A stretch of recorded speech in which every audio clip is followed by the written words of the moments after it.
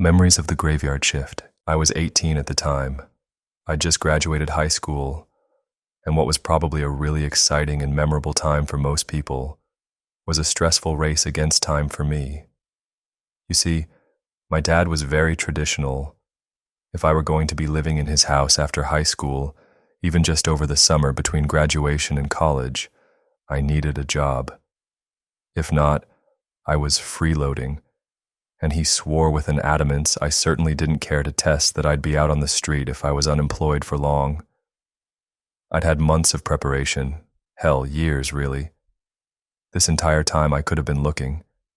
He certainly hadn't waited until now to clue me in on the terms of living with him after high school. But I just wasn't the type to care that much about anything until I was days from a deadline. Finding a job back then wasn't easy. I'd dyed my hair green, and my nose and lips were pierced, not to mention the gauges and the shitty stick and poke snake on my forearm that my 16-year-old self had afflicted upon me. Case in point, I wasn't getting hired most places, and being that I had about a week at the time left to figure it all out, like usual, I was in a mad scramble to line something up before facing the consequences. But then, as if some morbid miracle, a cop got shot and killed on 84th Avenue pretty close to the pass and go out there, and an opening for the night shift position appeared not long after. The pass and go and 84th Avenue as a whole had a pretty bad reputation. See, 84th was one of the only roads in town still unpaved at parts, namely the north end shortly after the pass and go. And it wound along a pretty deep drainage ditch where no guardrails had ever been built, even after decades of complaints. There was a particularly tight bend up the road where a lot of drunk drivers and speeding teens learned that they were not in fact invincible, some of them even taking that lesson to the grave with them, and the lack of streetlights just made it all the more dangerous. But those were just the logical concerns. In a tiny town like mine, people are bored enough to run with sensational bullshit, and so 84th could never just be a dangerous road with poor construction and lack of safety measures to blame, but was instead cursed and haunted. People died there so often not because it was just a hazardous roadway, but because it was bloodthirsty, evil. People's reception went out on the road not because it was essentially the furthest you could be from town, but because some malicious entity wanted you isolated. You get it. The woods beyond the ditch were even worse. On 3 occasions since the turn of the century, bodies were found out there, 1 a suicide, and 2 in shallow graves. And in a town as small as mine had been, that's a pretty sizable number. For a criminal, though, it only made sense to bury them there. Again, this place was basically abandoned and totally secluded.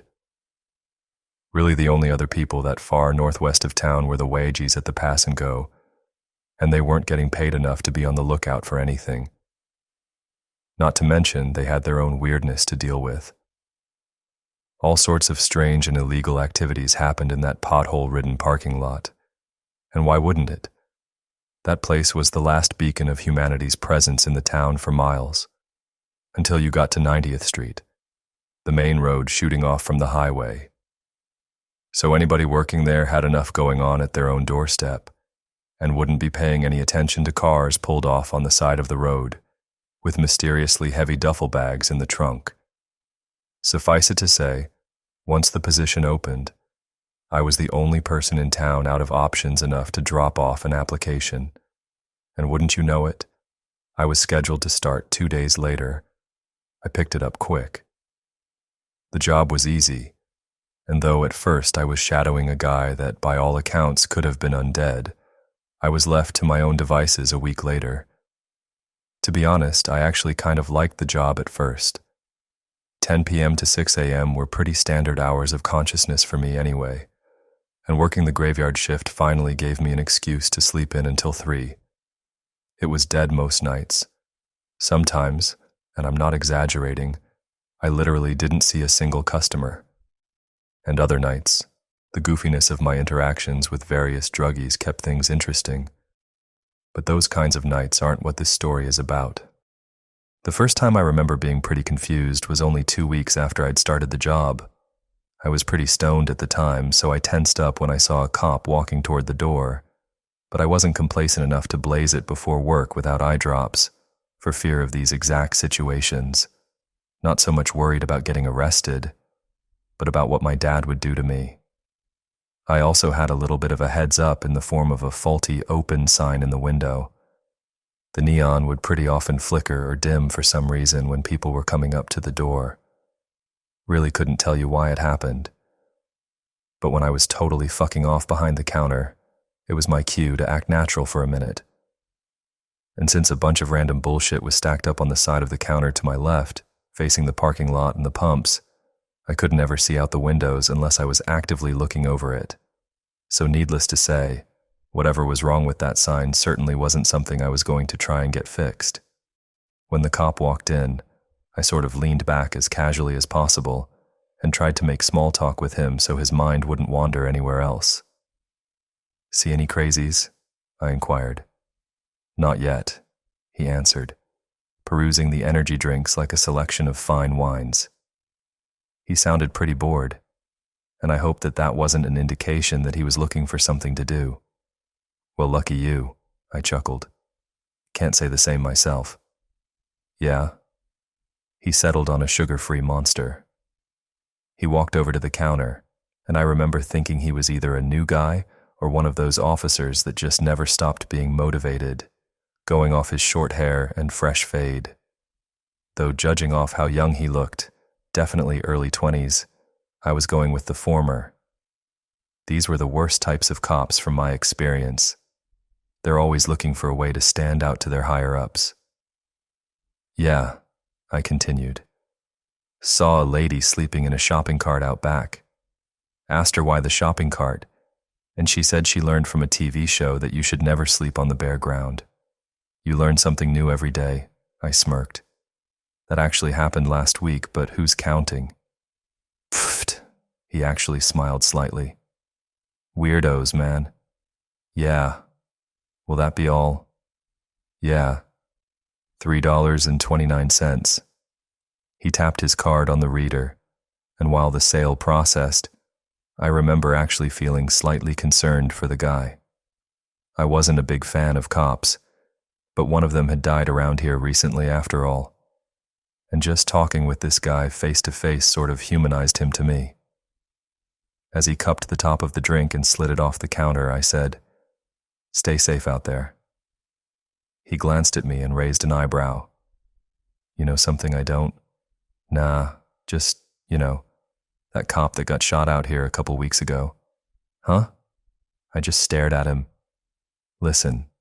He peered at my name tag for a second. "Carter, you can't believe everything you hear about this place.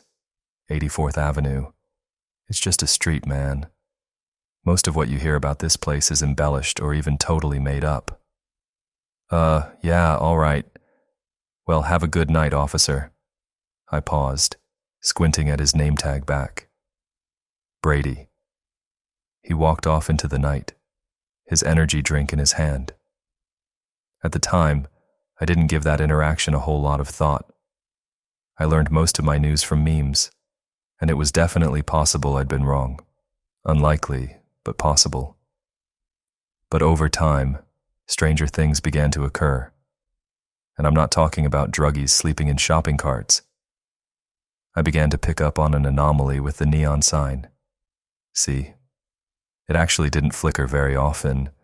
It seemed to at first, but after getting caught off guard multiple times by random people coming in, I realized I couldn't trust it as much as I thought I could. Yet strangely, though it seemed inconsistent, I realized it always blinked and dimmed for certain people. There was this lady that would come in about once a week and buy a scratch-off ticket. I figured she had to be pretty depressed, because she was always wearing the same clothes and was coming to this dingy-ass place with relative frequency. Every time she'd ask for the same ticket, Cash Kaiser, and every time I'd slide it to her, she'd smile at me and say, "Maybe tonight's the night." Even in her voice, I could hear how much she needed a break.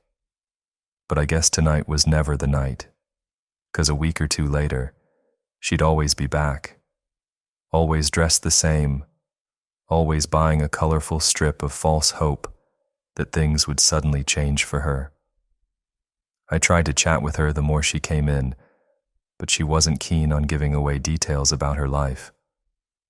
She was mostly unresponsive, just nodding or giving me one-word answers, and then she'd head out in kind of a hurry.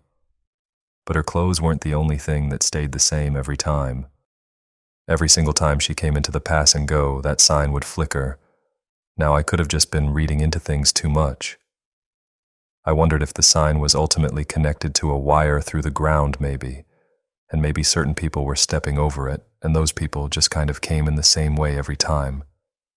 I didn't really know. I'm not an electrician. But the sort of Groundhog Day that transpired every time she stopped by really did intrigue me.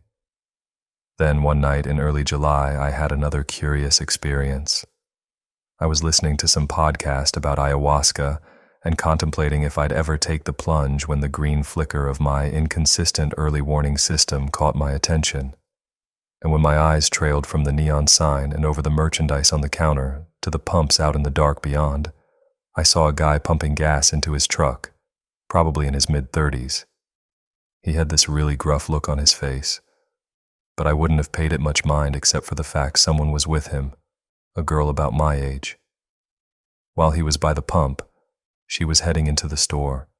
She had black hair down to about her shoulders, and these big brown eyes. Her skin was kind of pale, like she probably didn't get out much, and she wore skinny jeans and a gray top. As soon as I noticed her approaching, I stepped back from the window. I definitely didn't want to creep her out by being seen peeking over the counter through the glass. She came in, and as the chime above the door rang, I couldn't help but glance at her as she beelined to the snacks. She was cute, and I was considering flirting with her at first, but then I glanced over the counter again at the guy in the parking lot, presuming him to be her big brother or dad or something. I didn't want to piss him off, so I decided to keep it casual. She was over by the coolers on the back wall the next time I found her, not looking my direction while she scanned our selection of sports drinks. Then she grabbed a red Gatorade and came walking up to the front. She put the drink and a bag of classic Lay's on the counter, and when I noticed it was almost 4 a.m, I couldn't help but inquire, "What's got you out so late?" I was scanning the items with muscle memory, my eyes meeting hers after she glanced at the counter for a second as if considering a response. "Nothing really." "Big bro?" I flicked my eyes to the guy in the parking lot, and at this her nose wrinkled. "Ew." Number, I thought that was a strange response. "Ew?" I asked as the total popped up on the screen. "It's gross to have a brother?" "It's gross to kiss your brother." She smiled flatly, and I didn't want to seem creepy, but I couldn't help but get on the tip of my toes for a second and peek at him again. No doubt the guy was in his 30s, and if I had to be more specific, I'd be leaning more toward late 30s than early. He was wearing boots, jeans, and a blue and brown flannel, and had a 5 o'clock shadow I could see from the store. The more I looked at him, the more weirded out I felt. But then again, none of this was my business, and I didn't want to pry. She definitely didn't seem to be with him against her will. "Ah, gotcha," I smiled, but the whole thing felt unignorable off to me as she handed me a 10. "You guys going on a road trip or something?" "Something like that." There was this turbulent mix of emotions in her eyes. And while she looked excited, definitely thrilled about something, she also kind of seemed to be longing too. I only got a glimpse of it, though, as she unexpectedly asked, "You ever just do something totally crazy, like overnight?" "I mean, I took a heroic dose of shrooms once on a whim without a trip sitter." I smirked, and she chuckled too, but shook her head. "I didn't mean something like that." She paused. "Anyway, have a good rest of your night." "You too," I remarked, but as she turned and walked away, I felt a steadily increasing urge to say something. to ask her why she was with this guy that looked like he could be her dad, to inquire more about this crazy overnight thing she was hinting at, or this road trip-esque adventure she was on that had her at this infamous gas station at 4 a.m. But I was just too immature at the time, and selfish, even feeling like I should probably investigate what was happening, probably pay more attention to what was going on. I also felt like I really couldn't be bothered. I told myself that it wasn't my business, that I shouldn't be nosy, but really, I just didn't want to get involved. Though a moment after she left the store, my curiosity got the better of me again, and I peered over the cigarettes at the truck in the parking lot. She was already inside, and at first it looked pretty unassuming. It was old and kind of a faded red, with 2x4s in the back under a blue tarp. All in all, nothing suspicious. But when he got to the turnoff onto 84th, and he took a right, I noticed the passenger side window was broken, like it'd been punched out. I couldn't see the girl well this far away, but her being in this older guy's truck with the right window shattered made me feel even stranger about the whole ordeal. Something was definitely off, but at the time, my lazy ass just didn't care enough. It was mid-July, though, when the veneer of eccentric late-night patrons was shattered forever, and I was forced to see what was really going on. It began with a loud rumbling from the parking lot. I got immediately uncomfortable as some biker douche rolled up, revving his engine like if it were loud enough I'd give him a discount. Then he climbed off the bike and came stumbling toward the door, the green neon flickering onto him from the window. I could tell just from the counter that he was totally hammered. He could barely even make it inside. He came right to the counter and absolutely reeked of alcohol. "Give me a pack of menthols, Camel," he slurred, leaning onto the counter with his right hand. "You okay, man?" I grabbed it. "The fuck do you mean?" His hostility freaked me out just as much as it annoyed me. "You're obviously drunk off your ass," I replied. "You just drove here on a motorcycle. Seems like a bad idea. Shut the fuck up and sell me the cigarettes, man." He was glaring at me like he was ready to swing, and though he was so fucked up, I don't doubt I could have taken him. He was still a big guy, and it really wasn't worth the trouble. "Your funeral," I muttered, grabbing the cigarettes and noting it was the last pack. Normally I would have made some quip about that, but with this guy, I just wanted him to leave. When I slid him the cigarettes, he flung his cash at me and almost walked away without his change. Then he stumbled off back out the door, shoving it open so hard I wondered if he broke it. And then, without any warning, as he stumbled along the window toward his bike, his entire body changed. My breathing stifled as I noticed his head was dented in. Multiple of his teeth were missing, and blood ran down his face and soaked his jacket. He was covered from head to toe in cuts and scrapes, and his right arm was broken, the bone jutting out slightly. I stumbled back and tripped, knocking over the vape pens, then almost slipped on them as I scrambled to my feet and chased him out the door, staring in horrified bewilderment as he climbed onto a waterlogged motorcycle, the front of it totally wrecked. "Hey!" I screamed. "Man, are you all right?" He just looked at me, and as he stared into my eyes, his look was totally different than before. He wasn't angry or confrontational or even drunk. He just had this totally sober look of regret. He stared at me a moment longer, then he revved his engine, and somehow he and his obliterated bike sped off into the night, leaving me totally alone in the flickering neon.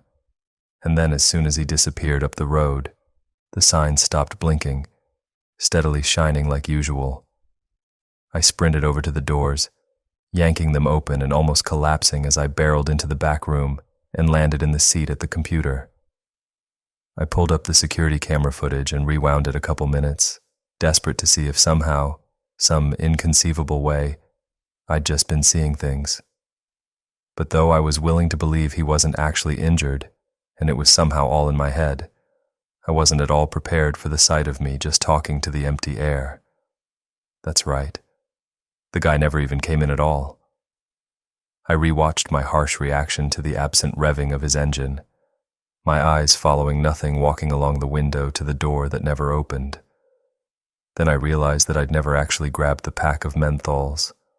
My hand stopped over it and handed nothing to no one. It was the same thing for the cash register. And then at last, I watched myself stumble back and fall, flinging shit everywhere in a panic. I ran out the door, screaming into the night. But only I was there.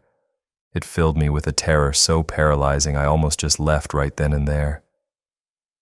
I sat there at the desk for a moment, shaking. Was I hallucinating?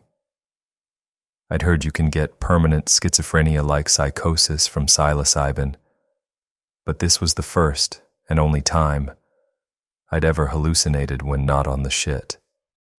And as I just stared at the monitor unblinkingly, shaking in place, I really couldn't tell what was more horrific.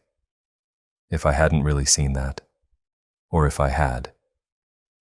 But then my eyes gravitated to the one part of my memory that was corroborated by the cameras. The neon. It was dim, and as I unpaused the video, I watched it continue to flicker, all the way until my eyes turned to the end of 84th that I could see. And as soon as they did, it shined like normal again.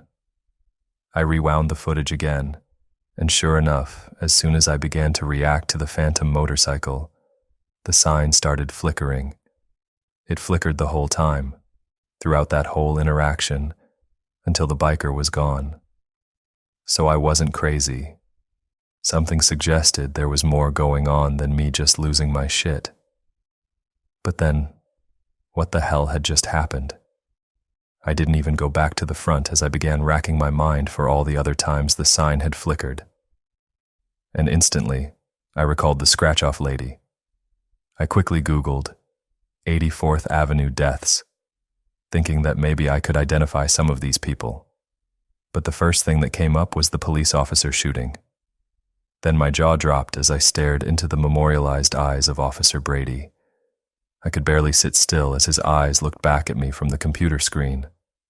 The same officer I had spoken to just a month ago, who didn't know about any officer shootings in the area, because he was the officer that would be shot. I kept looking, and before long, I found the scratch-off lady. She was some lonely, divorced woman that committed suicide in the woods a couple miles north of here in 2011. And the biker had crashed into the ditch right off the bend 3 years ago, one of many drunk drivers that didn't react to the turn in time and went face first into the canal. I screamed as the chime above the door sounded, and I heard someone spin around at the front of the store, startled by my reaction. I scrambled to my feet and walked up front, freezing as my eyes met those of Officer Brady's, glinting in the flickering neon. "You good?" He seemed to be both concerned and frustrated. I just stared at him, totally unable to speak. "Yeah. You on something?" He peered. "No." He looked at me a little longer, but then he walked his immortalized path through the gas station, his gaze drifting over the cooler of energy drinks. I couldn't help but stare right at him, utterly wordless as he moved in almost the exact same way as he had back in June, at last grabbing that same sugar-free monster. Then he walked to the counter, and my hands were shaking as I took the drink from him. "Hey," he looked at me. "You all right?" I stared into the eyes of the dead man. "Personal stuff." "Is something going on?"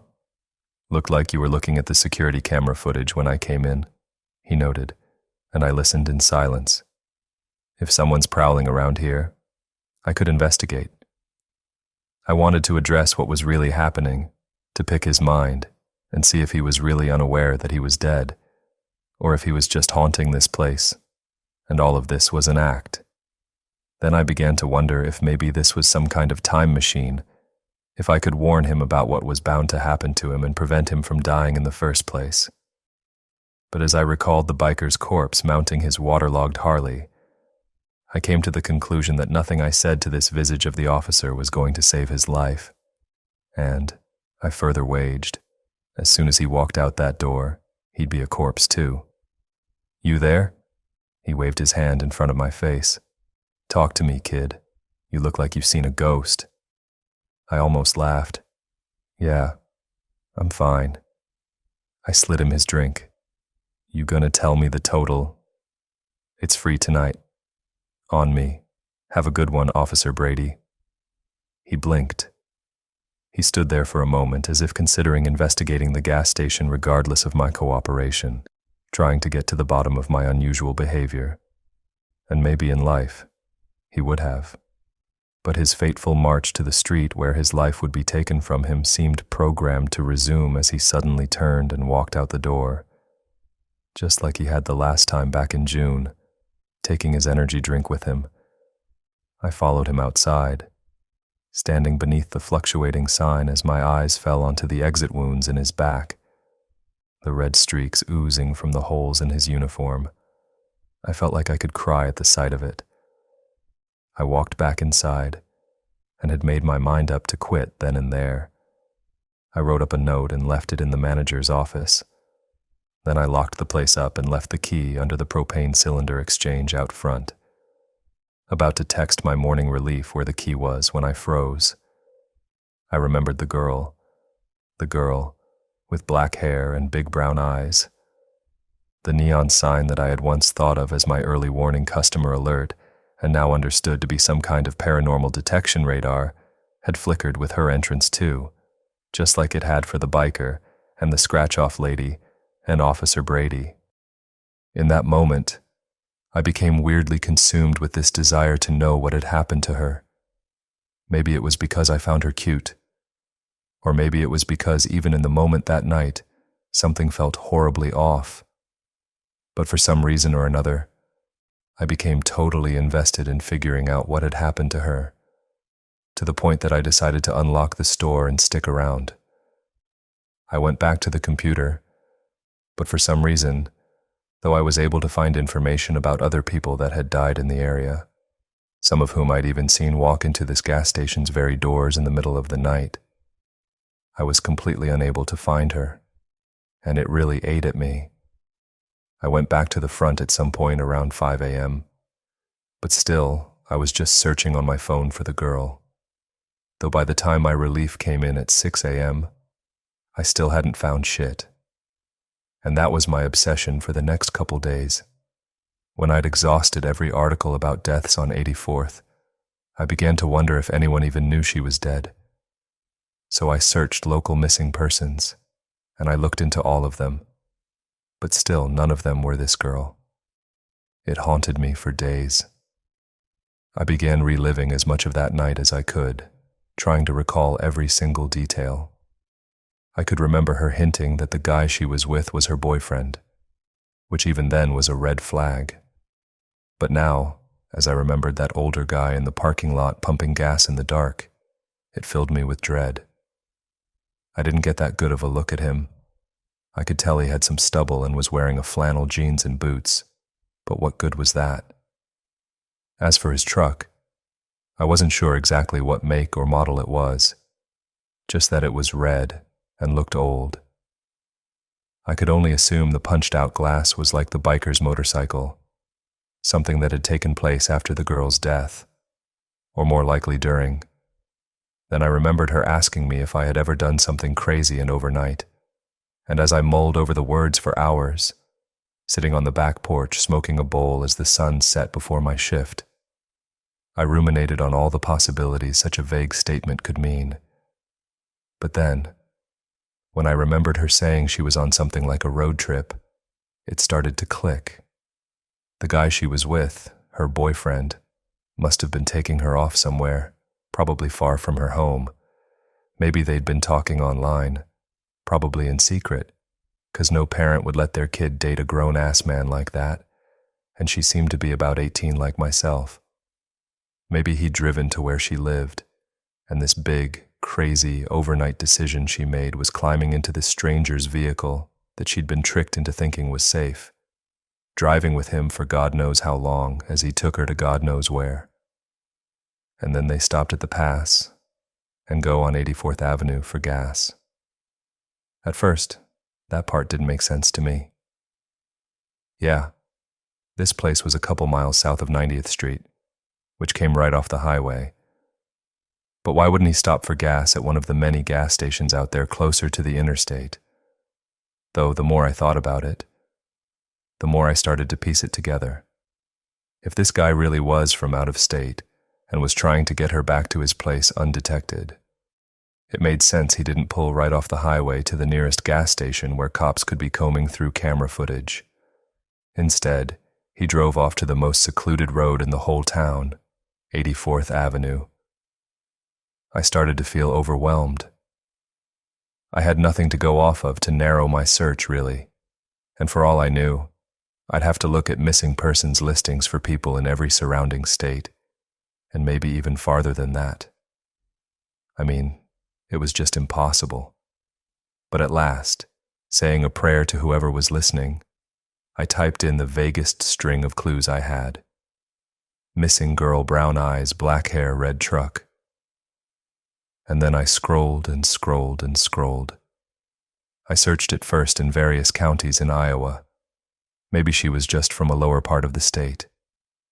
But when that didn't yield anything, I searched the same sentence with counties in Missouri at the end, and then Kansas, and then Nebraska. And then, after over an hour of looking, my heart skipped a beat. I saw those big brown eyes looking back at me through my cell phone screen. I clicked on the news article, and there, in her missing persons listing, was unmistakably the girl's face, just like the one in the gas station. I immediately read the article, like it was some sort of divine revelation. Her name was Amber Wicker. She would have just turned 18. In fact, her birthday was only 2 months ago, but her disappearance was 4 months ago, which meant that on the night that she'd actually stepped into the gas station, and not the memory I had cohabitated, she was only 17, making the whole thing even more disturbing to me. She was last seen on her front door's Ring camera, climbing into a red truck, parked across the street, almost totally out of frame. But even in the glimpse of it available in the video, I could tell it was the same one when I saw the 2x4s and blue tarp. My stomach sank as I watched Amber hurry down the driveway, looking once over her shoulder to the safety of the house she was abandoning, then reaching the truck and climbing into the passenger seat before it took off up the road. I leaned back in the chair, letting out a beleaguered sigh. So Amber Wicker was her name, and as far as the police knew, she was missing. But I knew she was dead. After all, every customer that had walked in beneath the flickering sign had been a corpse, and as much as I wanted to believe otherwise, I assumed her case wasn't any different. So as much as I wanted to stop working at that place, as much as it bothered me to see those ghosts walking the fated paths of their memories through the purgatory that was the pass and go off 84th Avenue, I had to stay. I had to wait until Amber came back, so I could gather enough evidence to give to police. After all, though some of the dead only came in once, like the biker, others had come in twice, like Officer Brady, and even others had come in on almost a weekly basis, like the scratch-off lady. Eventually, I hoped, she would come back. And so, the rest of July, I picked up more night shifts, desperately wanting to be there the night she hopefully returned. I also chatted with Justin, the guy who I'd shadowed and who worked nights when I was off, but his brain seemed constantly fried on something, and if he'd had any paranormal experiences, he hadn't noticed. I asked him about the sign flickering, and he said it did that on occasion, so I knew he'd seen at least some ghosts. But when I asked him about Amber, he wasn't sure if he'd seen her or not. Needless to say, I wasn't getting anything useful out of him. I asked him to just keep his eyes open for her, and if he saw her, to note the license plate of the truck by the pump. You'd think such a strange request would raise an eyebrow, but he was so zombified on whatever the hell it was he was abusing in his off time that he just said, "Sure." In the weeks after I'd pinned down Amber's true identity, I began to research her a bit. I could only find 2 articles about her. One was the one I first found, which just had the basic details of her disappearance, and the other was an even smaller article in which her parents had given a statement and a number to call if anyone knew anything. I really wanted to call that number, but I knew that right now I honestly didn't have shit. I could always say I was at the gas station that night and saw something, but the security camera footage only went back 60 days, so there'd be no proof one way or the other. I didn't have a license plate, and I was a whole state over. I didn't have a lot of faith the police would be able to do much with that, and I didn't want to give her parents false hope. So I decided I'd just wait until her memory replayed again, and I could piece together some actionable details. In the meantime, the more I searched her, I was at last able to find some of her socials. But her Instagram was private, and her Twitter was inactive for years. Though when I stumbled upon her Facebook, even though it, too, hadn't had a post uploaded in 2 years, I felt strangely more connected to her as I scrolled through her photos, this immortal anthology of a dead girl's time on Earth, floating in cyberspace for anyone to find and sharing her memories from before her life was prematurely snuffed out. I found pictures of her laughing with her friends, smiling at a dance, blowing out birthday candles.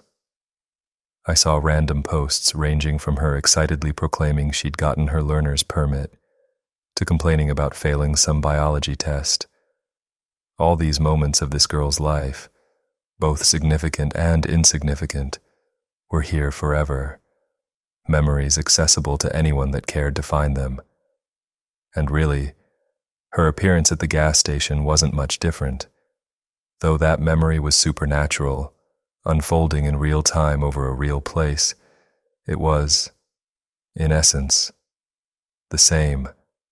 Just some moment of her existence that unaffiliated people such as myself were able to witness, though whether or not I had been the one to see it for a reason, or my witnessing of it was just as inconsequential and random as me scrolling through her Facebook page, I felt that I was a part of this girl's story now, and it was my duty to help her however I could.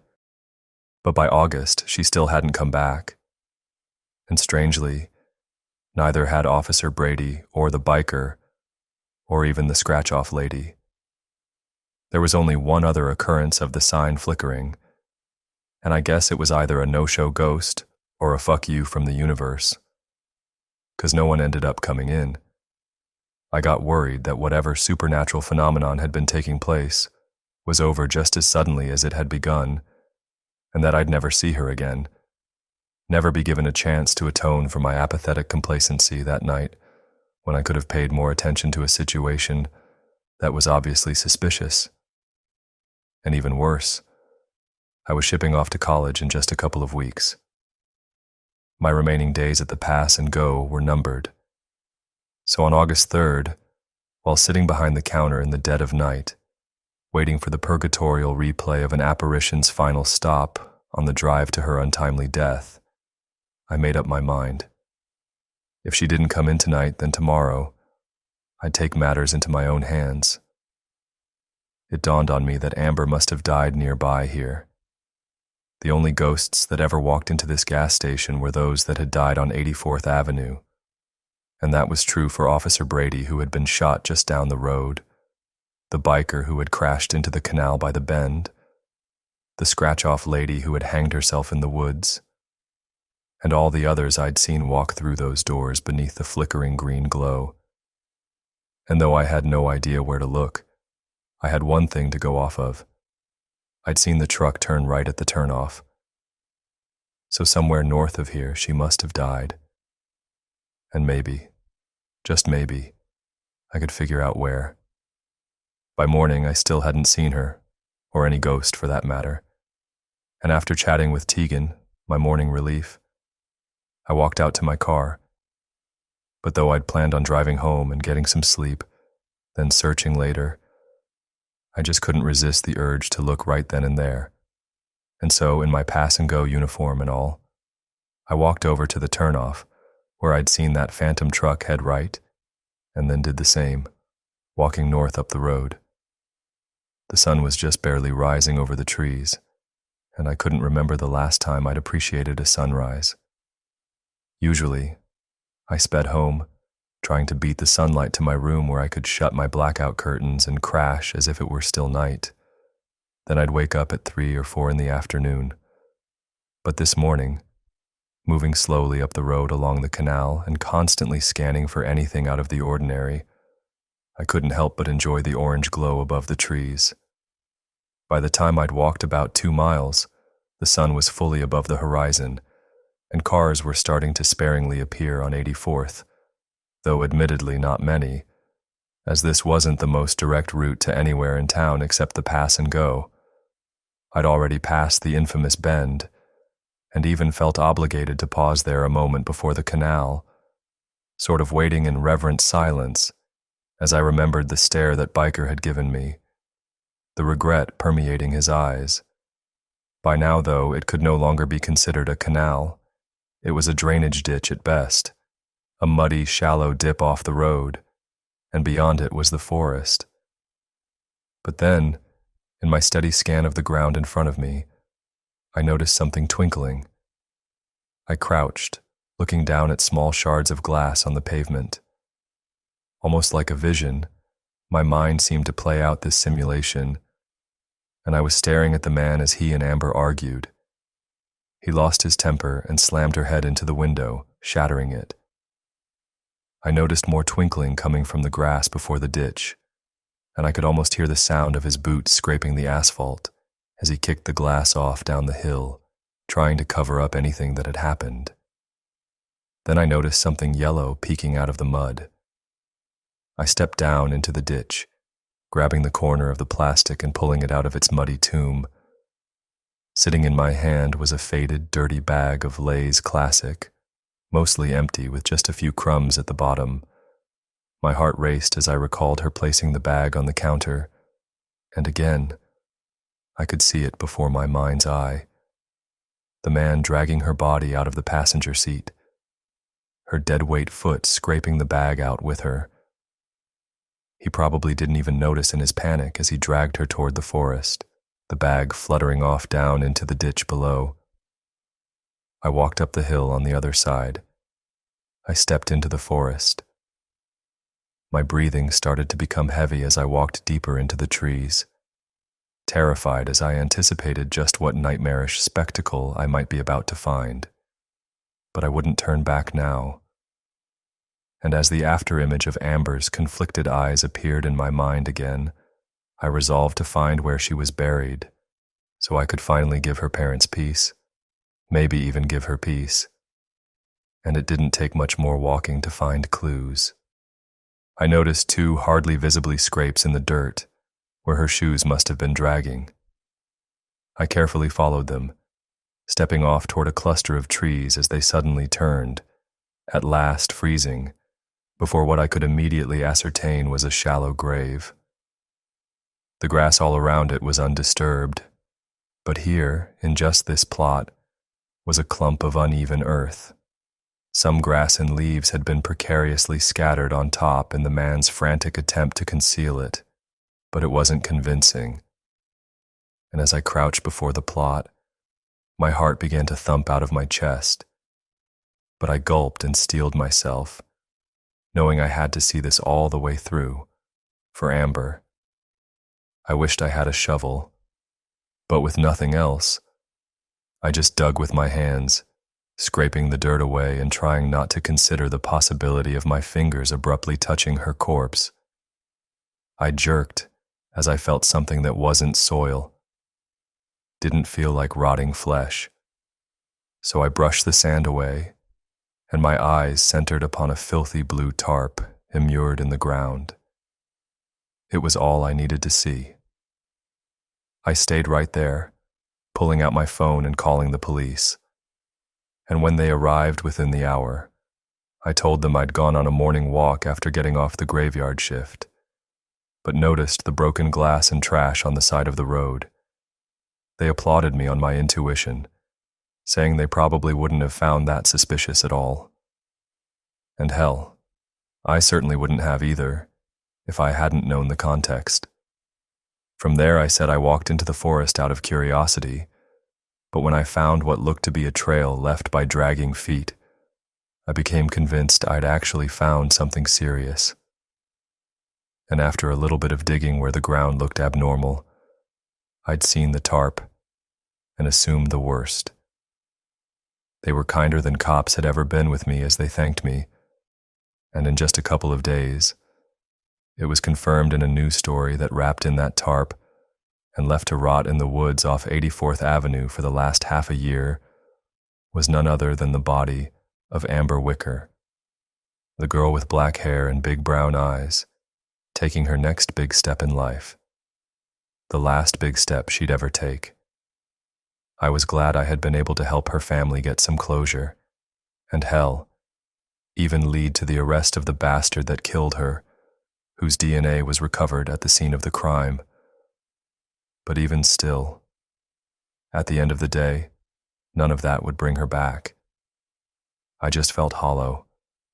Finding her body, providing her parents whatever relief they could find, and putting that monster in jail still wouldn't bring that innocent, naive girl back to life.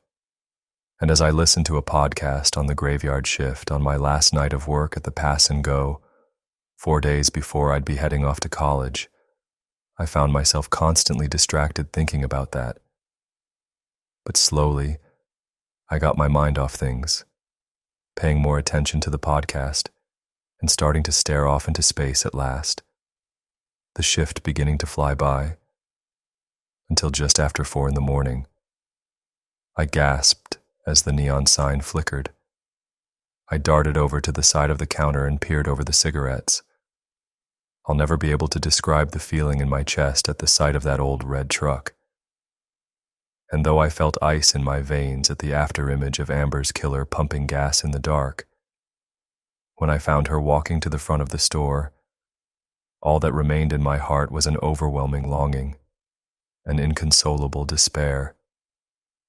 She walked into the store, the chime on the ceiling ringing as she headed right over to the snacks. I stared at her undamaged body, her clean black hair, her innocent, big brown eyes. I became emotional at the sight of it, trying desperately not to cry. She grabbed the bag of Lay's. Then she walked over to the sports drinks, and I leaned against the counter, my chin in my palm as I gazed at this specter retracing the final moments of her life, none the wiser to the horrible demise awaiting her 2 miles away. She grabbed a red Gatorade, then walked over to me, and I felt breathless as she approached, unsure of what I'd even say. "Whoa, you all right?" She looked at me, and I must have been hiding how I felt even worse than I realized. "Yeah, I'm fine," I lied, scanning the items like a robot. I cleared my throat. "What brings you out here this late?" "Nothing, really." The total came up on the screen. "Big brother?" I limply asked, nudging my head toward the heartless man in the dark. "Ew. Number, it's gross to have a brother." I must have asked the question differently this time, 'cause she stared deeper at me, asking again, "You sure you're okay, dude?" God, I wanted so badly to tell her to run, to just get the fuck out of here, to not ever go near that man again. I wanted to tell her that she was about to die, that he was her murderer, that these were the very final minutes of her life. But this was not a time machine. It was no different than that Facebook page from years ago, just a memory inexplicably suspended in time, just a brief expression of her existence that was as ephemeral an experience as her time on Earth. And nothing more. "Can I ask you something?" She raised an eyebrow. "Sure. Have you ever done something totally crazy? Just overnight?" She blinked wildly, visibly taken aback by the words. "Yeah, actually," she murmured. "Yeah, I have." "Why do you ask?" I shrugged. "No reason." "What about you?" "Yeah, I did once. I I had this weird inkling to follow a trail into the woods, and I found a body, called the police and reported it. Creepy, she remarked. I let out a long sigh, handing her the stuff. Hey, this is on me tonight, all right? Oh, sure. How come? You just look like a friend of mine. I smiled hollowly. A friend I haven't seen in a while. Anyway, it's my treat. Well, all right. Thanks. She took her unceremonious last meal, then turned over to the door, walking toward the oscillating neon. Have a good rest of your night, Carter. She glanced at my name tag, smiling slightly at me. It broke my heart. You too, Amber. Huh? I said you too. She stood there a moment, as if debating whether or not she'd heard me right the first time. Then she turned around and walked outside, but I couldn't just sit there, and before I knew it, I was running around the counter, shoving the doors open and stepping outside. I bit my tongue at the gash on the back of her head, the blood dripping down her hair and onto the back of her top. I had guessed that had been the cause of her death, but evidently I was wrong. Because as she turned back toward me, I found her blue face and the purplish bruising of a seatbelt around her neck. Her clothes were covered in dirt and blood, and the Lay's bag was empty and faded. Mud clumped all over it. The bottle of Gatorade was halfway empty. I trembled as I found her teary gaze, the desperation and regret staining her painfully cognizant big brown eyes, not innocent anymore. Thank you, she whispered.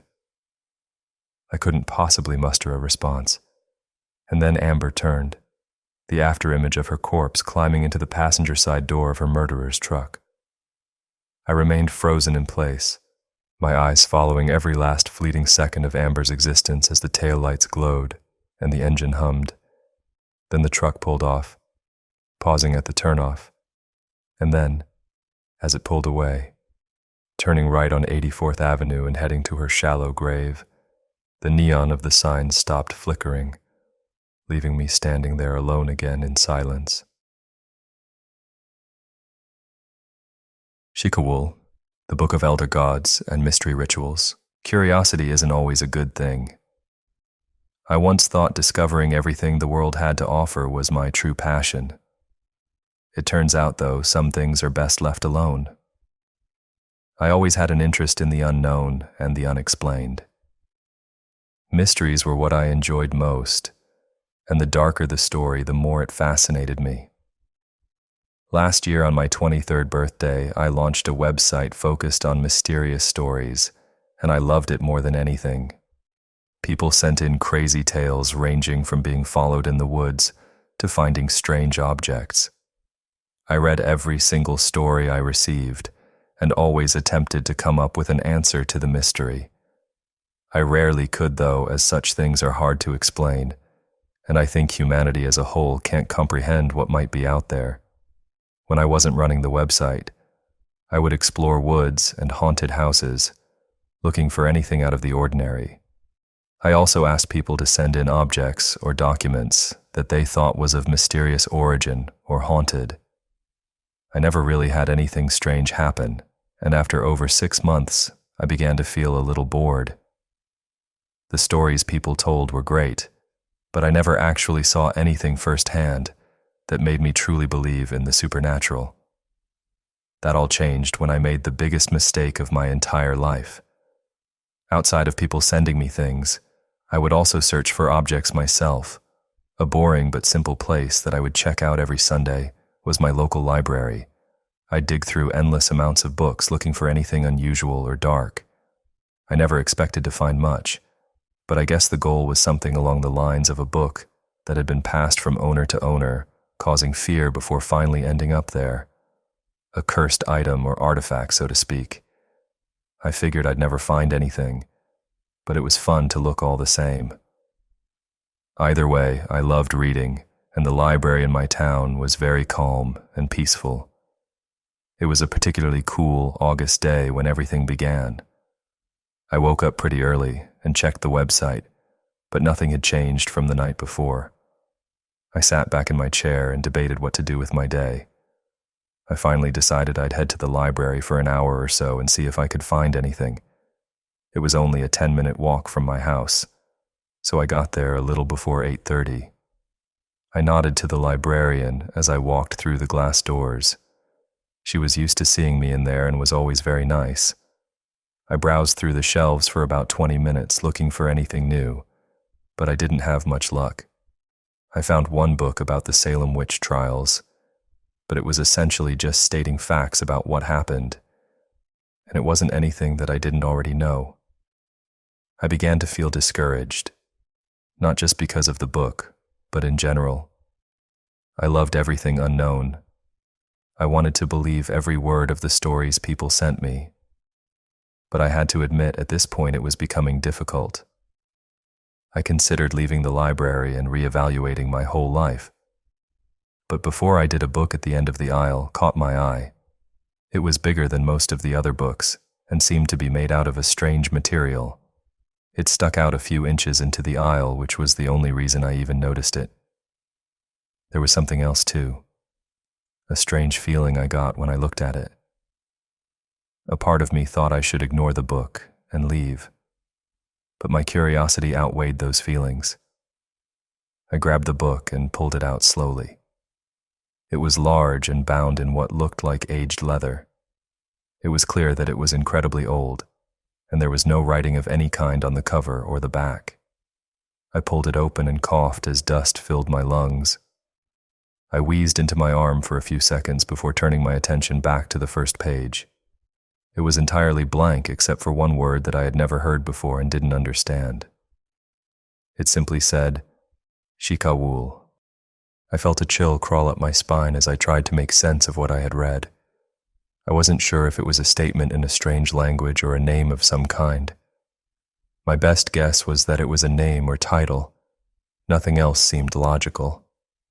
I turned to the next page, and to my surprise, it looked just like the first one. It just said Shikawul again with nothing else at all on the entire page. I felt even weirder the more I flipped, but page after page it was the same thing. Shikawul in big letters on every single page of the book. There were 33 unmarked pages, and all of them just displayed this strange word. I was confused, but also excited, as I hadn't been so intrigued by something in a long time. I decided I would take the book home and do more research. I checked out the book and asked if the librarian knew where it had come from, but she stated she had never seen it before. I walked home, book in hand, thinking about what this strange word could possibly mean. When I got home, the first thing I did was a Google search on it, but to my surprise, I didn't find anything at all. No translation, no definition, no names that matched it. Absolutely nothing at all. No indication of what Shikawul meant. I sat back in my chair and thought hard for a few minutes.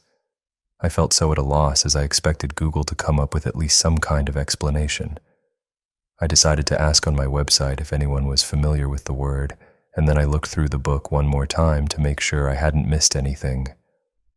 I hadn't, though. It was just Shikawul on every page in the exact same handwriting.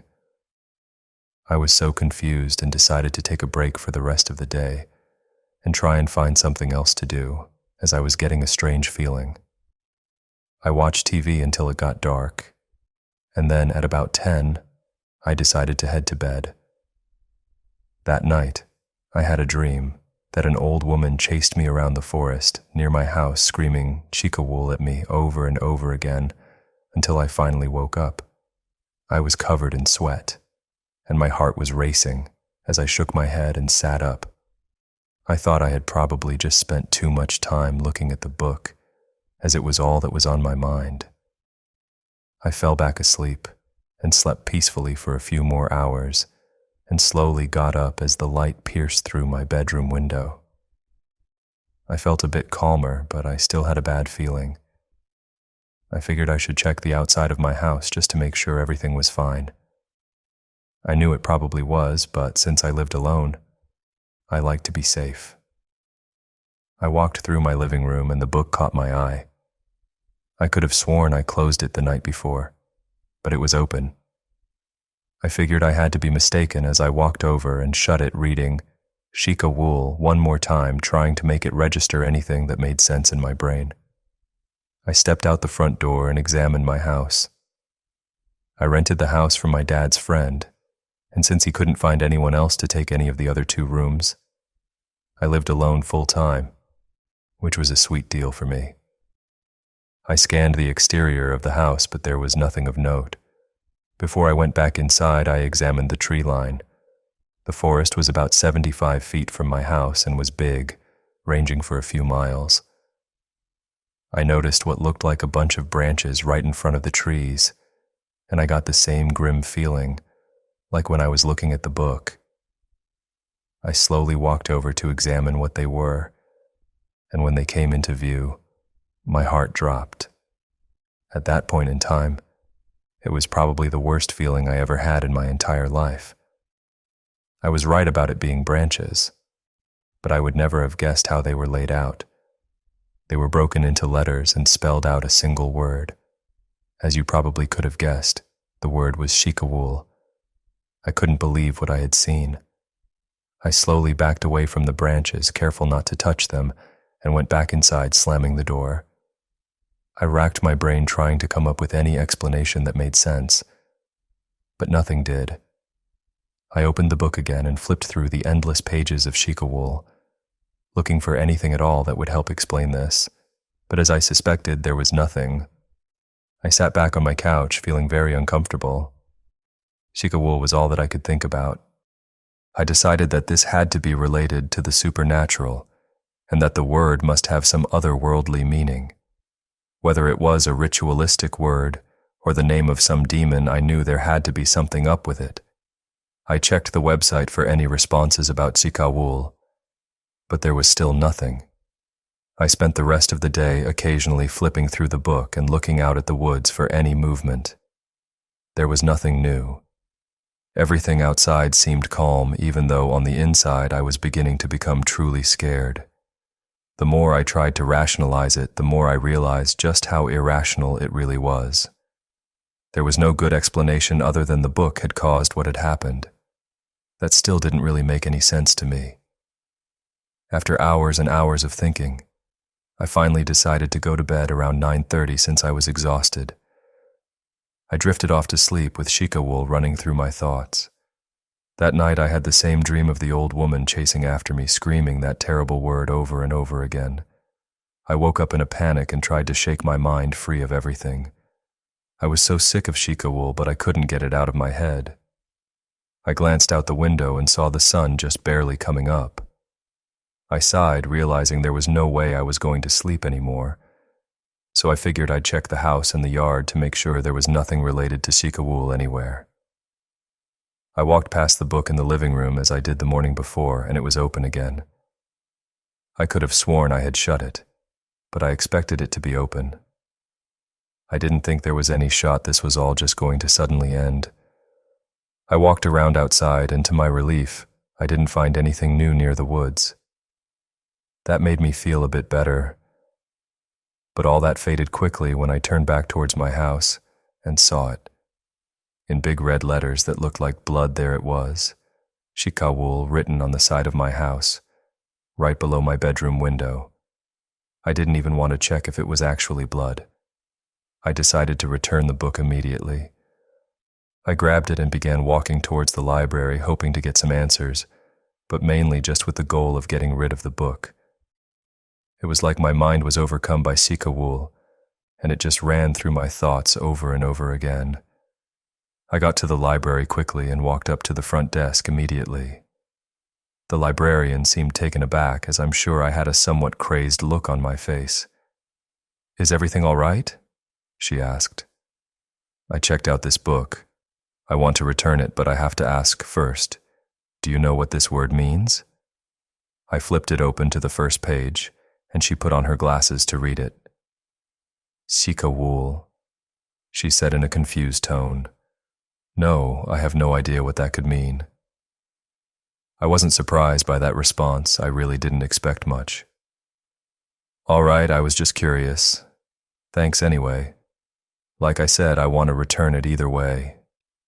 She nodded, looking a bit concerned, and set it aside on the counter.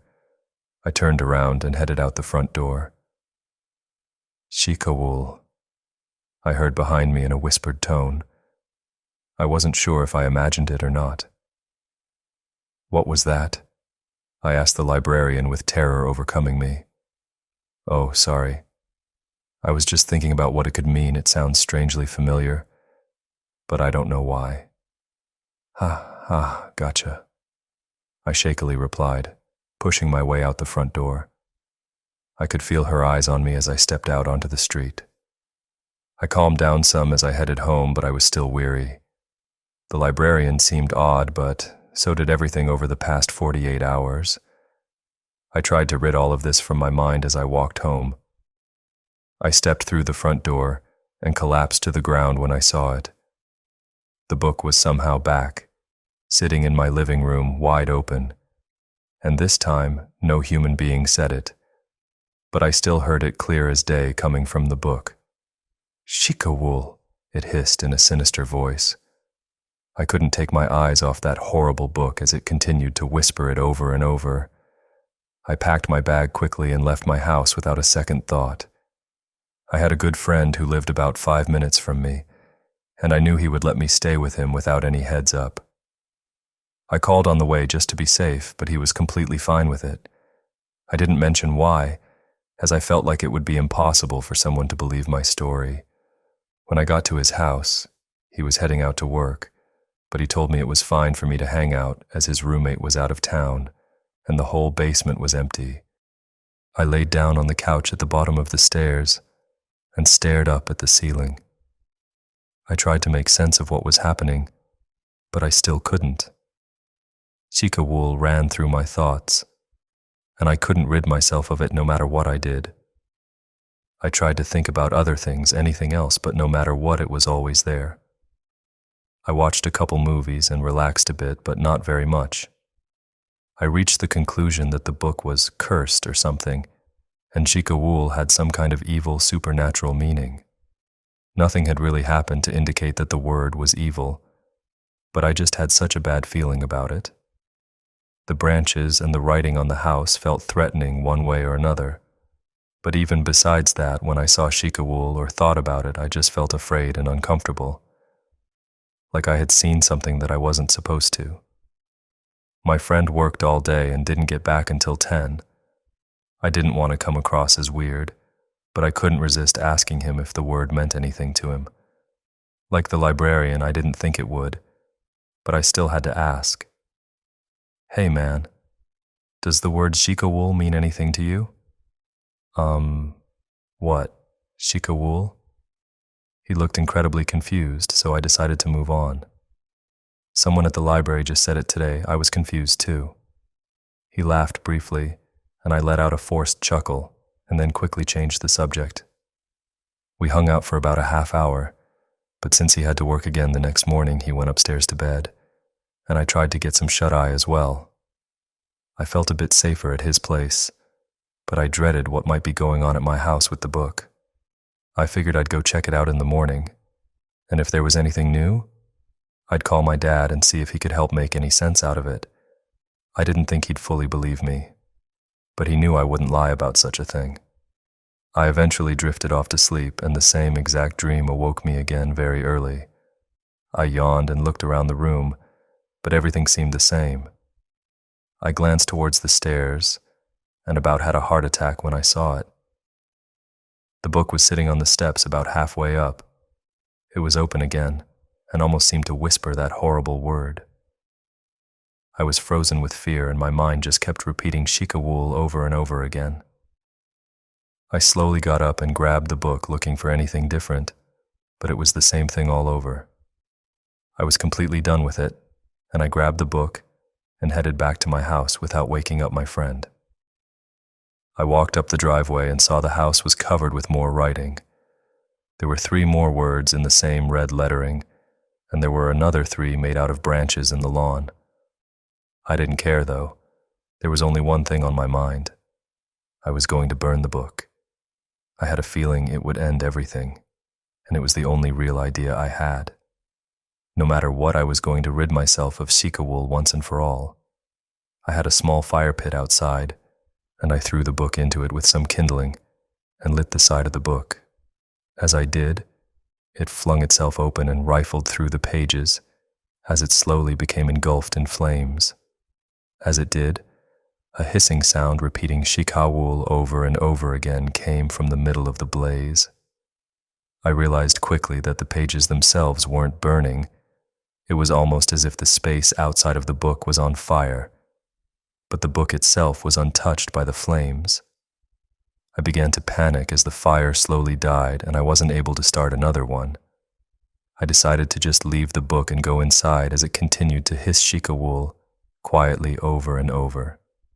I went inside and locked the door. I debated what to do, and I decided I was going to head to my parents' house and tell them everything that had happened.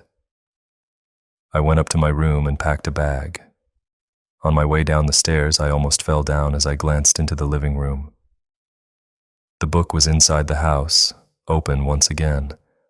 I ran over to that horrible text and slammed it shut as I could continue to hear it hiss Shikawul. I threw it in the trash and prepared to head out. Before I could, though, I heard a door creak open upstairs. To my absolute horror, I heard the same hissing sound coming from upstairs, getting louder and louder. It was clear someone was walking around, and I froze terrified, my eyes glued on the stairs. I heard someone step onto the first step, and then an old woman's voice repeating Shikawul over and over again. I tried to open the front door, but it wouldn't budge. I turned around slowly and saw the old woman from my dreams standing on the last step, staring at me, still whispering, Shikawul. She looked like the librarian, but if she were 20 years older and sick. I tried desperately to get the door open, but it was as if someone had locked it from the outside. The old woman approached me, still whispering that awful word over and over, without ever taking a breath. I closed my eyes and covered my ears, but my thoughts still couldn't shake that awful word. I slumped to the ground as I felt her footsteps above me. She grabbed me by the arms, and I slowly looked up at her in terror. The last thing I thought before everything went dark was Shikawul, and I finally realized what it meant. So, what did everyone think of the story? Pretty cliché, I know, but my goal was never to impress anyone with my writing ability. I just wanted to make sure you readers finished reading it because now I am finally free. I know you're confused, so let me explain myself. First off, I'm not some 23-year-old who loves the supernatural. I figured if I said I was, it would make my story more relatable to all you young people. No, the truth is, I'm a 42-year-old archaeologist who a year ago made a terrible discovery. I'll get back to that in a second, but first, I want to warn all of you about what you just unknowingly did to yourselves. I'm sure many of your first thoughts were about how repetitive the usage of the word in the book was. I'm confident, too, that no one was counting the number of times it was actually said. It really is too bad for you, and trust me, I take no great joy in doing this, but I have to be free. I can't take any more of this torture. I know you're all still confused, but just bear with me. This will all make sense soon. If you were for some reason counting, that word was stated 33 times, including the title. I know that still means nothing to you, but that number is the most important thing that has been said so far in this text. Not 32 and not 34 times. 33 is the magic number.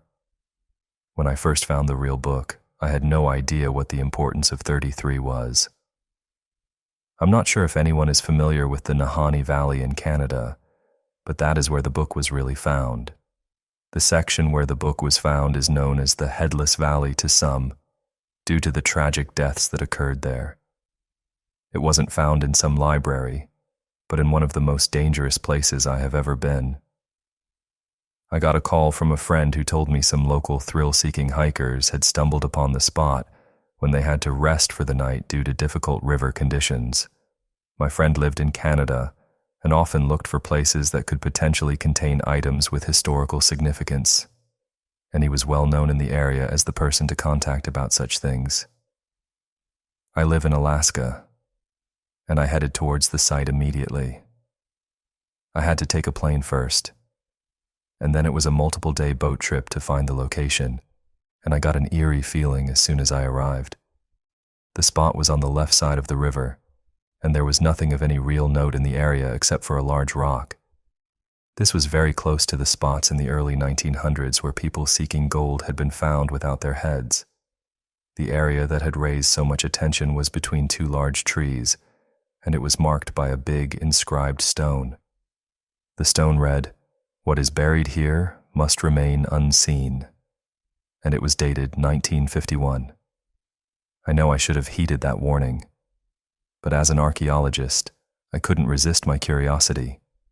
We dug it up and discovered the book 6 feet deep. The outside of it did look similar to how I described it earlier.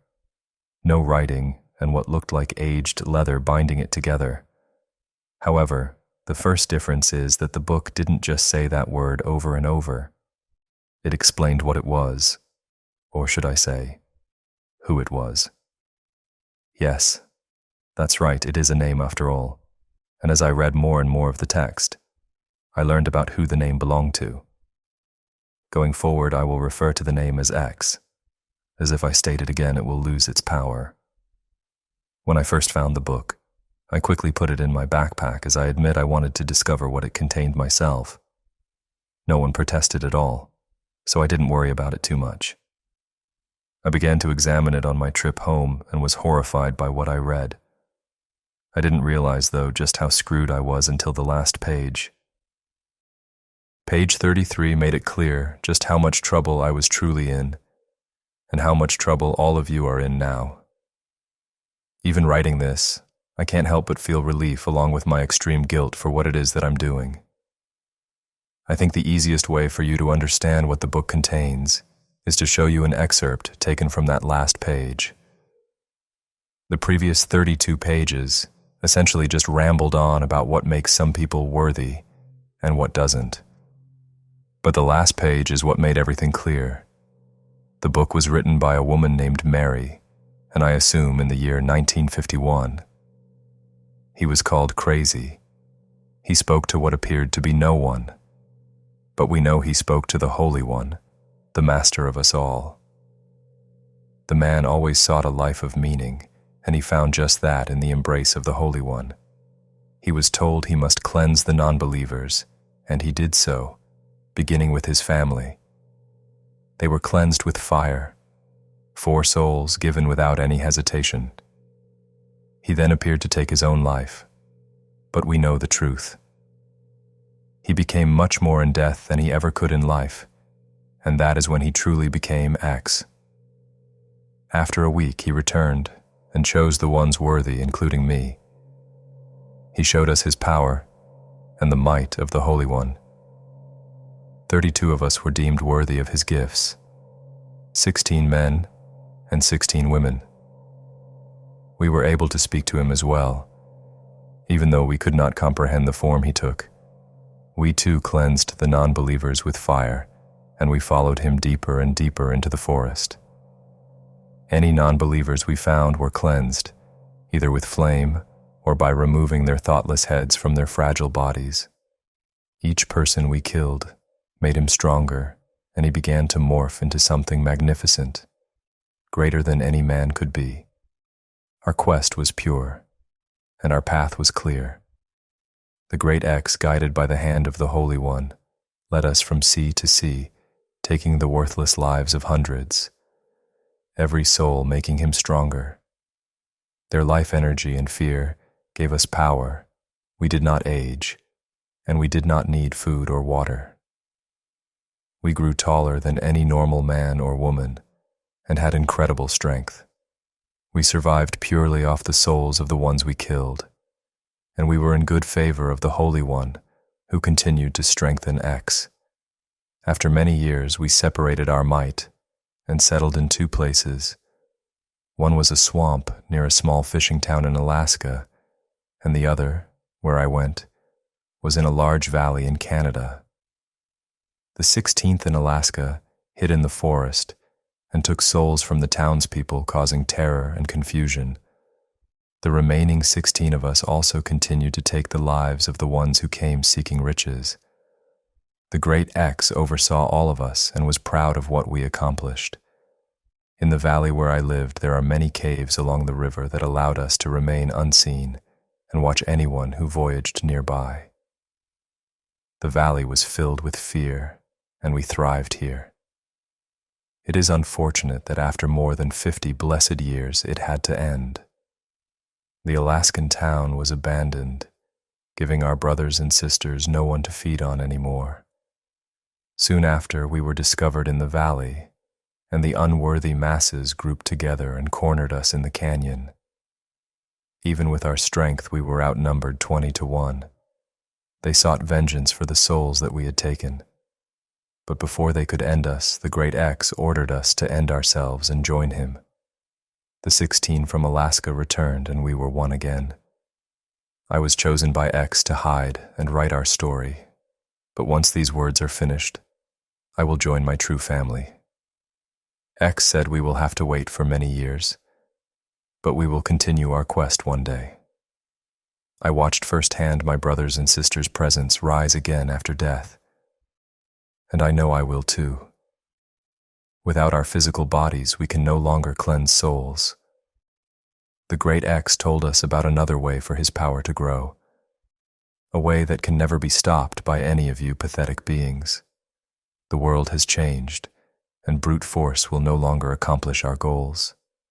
The mighty X has found a much more insidious way for us to continue our torment of the unworthy. By knowing our quest, you give him strength. Even in death, we can still feed off of your fear.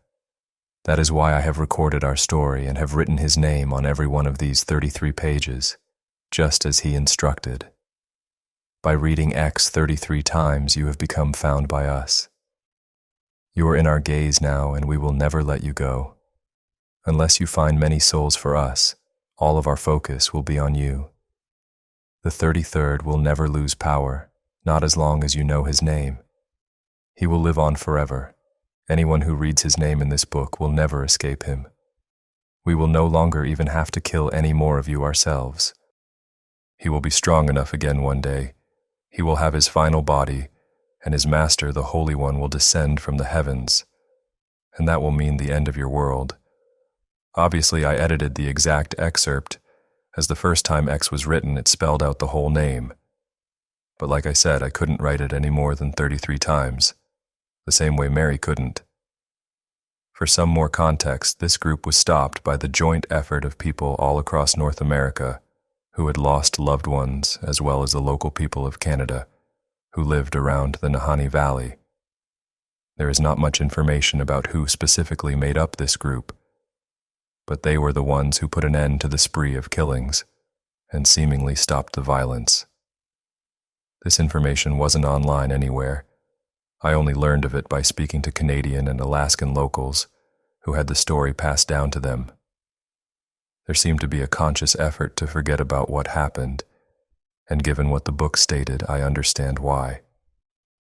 The woman Mary was found before she ended her life, and the book was taken from her and buried on the spot, so that no one would ever read its contents. Before she could be questioned, she was able to leap into the river, and her body was never discovered. There is no real information on who the Holy One described actually is, but I assume it is some ancient, powerful entity. The lead man who took the name X may have originally been named John, but that is not confirmed. Any information about the deaths caused by this group of people does not mention murder or any conscious pattern, although you can find a path of brutal deaths all across North America from the late 1800s all the way until 1951. I assume they were responsible for most, if not all of them. One way or another, I am positive they were the cause of all the mysterious deaths in the Nahanni Valley. The Alaskan town I believe to be Portlock, which had many bizarre deaths before it was completely abandoned in 1950. I do not know this for sure, but the dates line up perfectly, and it would explain a lot. I spoke to people in the area, and they seem to support this idea. I still do not know where they came from originally, or what the actual significance of the name X is, and why it contains the power it does. I have come to suspect it is from a language that has been intentionally forgotten with time. Truthfully, I don't think I even want to know. I'm sure none of that really matters to you, but I feel as though an explanation is deserved. I wanted to share as much information as possible, considering what is about to happen to you. As the excerpt stated, and I learned all too well, by reading or hearing the name X 33 times, he and the other 32 turn their gaze upon you. 33 times for each one of the monsters that were responsible for the deaths of hundreds, including their own families. I didn't know what that meant at first, but I quickly found out. Shortly after returning home, my hair began to fall out, and I started to experience the dream I described in the fictional story. Next, my grandparents both passed away suddenly. They were very old, but it still happened so quick. My long-distance girlfriend decided to call it off with me for reasons I didn't understand, and only 4 days after that, my cousin was hit by a car and became paralyzed. My house burned down a week later, and I had to move into a much smaller apartment. I realized pretty fast that this was all because of what I had read in the book, and I began to believe all of it was true. I contracted a cold that still hasn't abated in over 10 months, and no matter how many times I shower, I always have a terrible smell. In general, I always have bad luck. Nothing ever goes my way, and I always feel very down. I began to suspect that my life was coming to an end. No matter where I went, I felt like I was being watched. I considered suicide, but I realized I had one last option to try. I brought this plague upon myself by reading the name of the entity 33 times, but I remembered the book said it can be passed to others to take the focus off of yourself. I debated my options. Writing X 33 times simply wouldn't work, and no one would listen to me say it that many times. Then it finally dawned on me. If I created a fake story about it that seemed to be purely for entertainment, I could slip it in 33 times without drawing attention. I didn't care if the story was good. I just needed it to at least keep the reader engaged until they had read it all 33 times.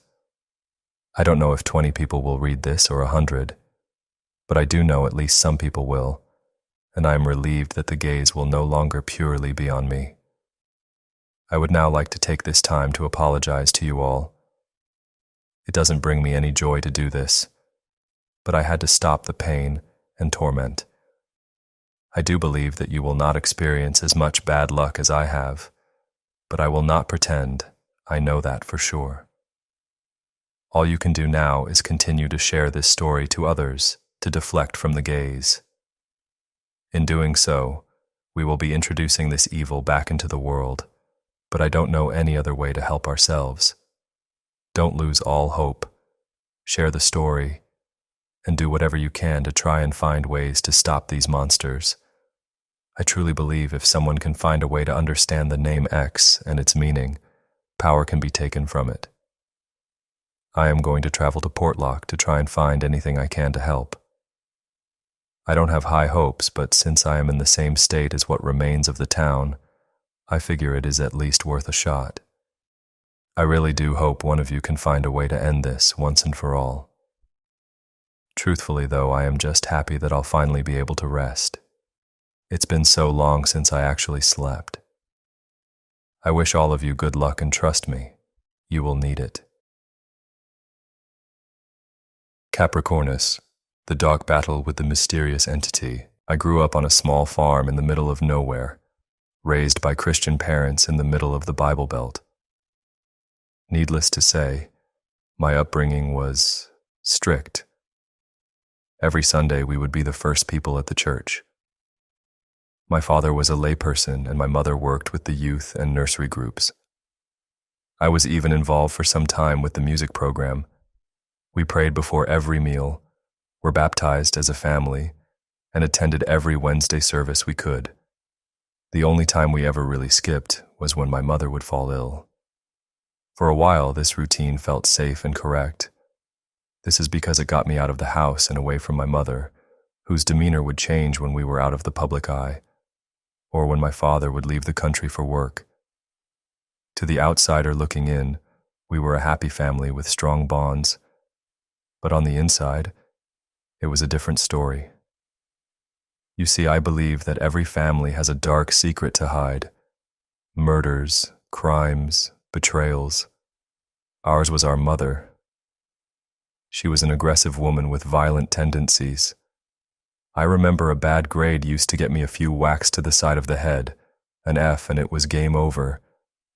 She was a perfectionist with a God complex and expected absolute perfection from everyone around her, especially me. For a while, I tried to reach her unobtainable standards, but after failing every time, I threw my life to the wind and started gambling with the stakes. It started off small, a C in English, a few missed dishes, forgetting to make my bed. It went on for a while like this, with her anger and frustration growing by the day. Eventually, I got up the nerve to take my experiment to the public. I wanted to see how long she could contain herself. I would mess up on speeches, sing too quietly at church, or wear too much black in front of the church crowd. All of these were tipping points at the end of the day, though none compared to that night. To preface this, let me start by saying my family did not have just one dirty little secret. They had two, and I was the other. You see, I have a history of violence towards myself. Cutting, pills, and even a few suicide attempts. Many that should have worked. When I couldn't take much more, I started looking for alternatives, and boy did I find one. Witchcraft.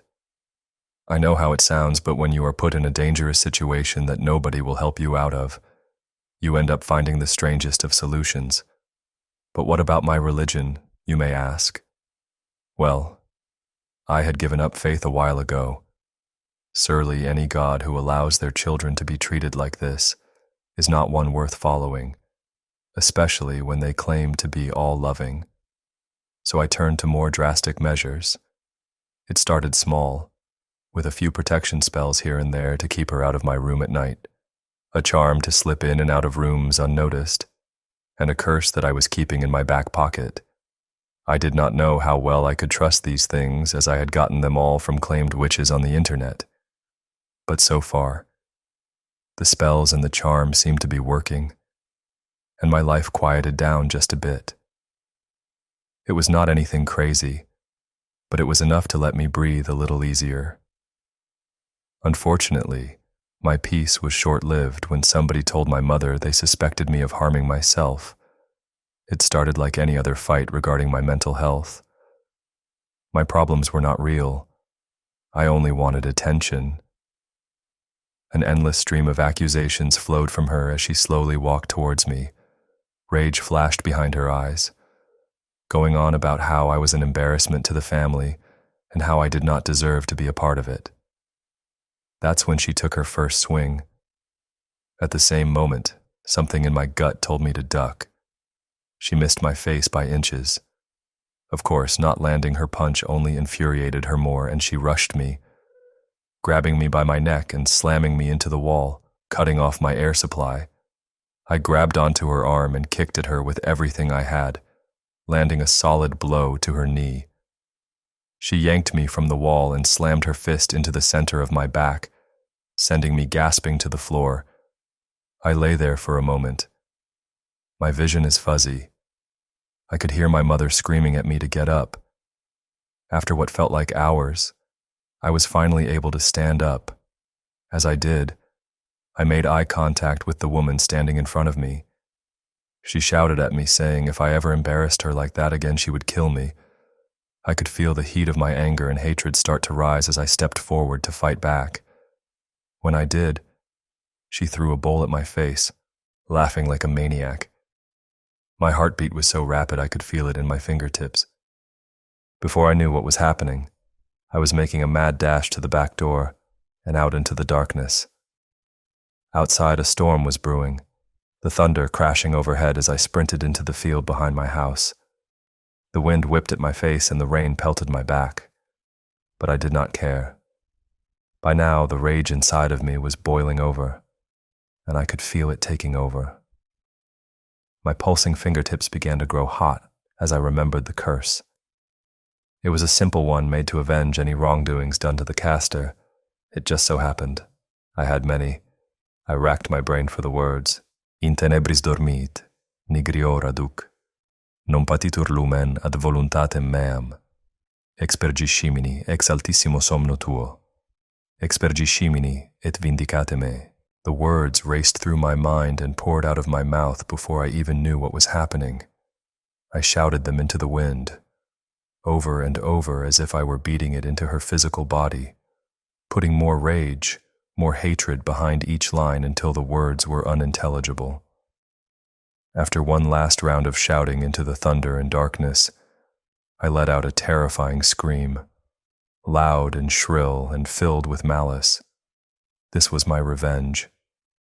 The air around me grew cold, and the storm raged with such ferocity that the trees bowed to the wind.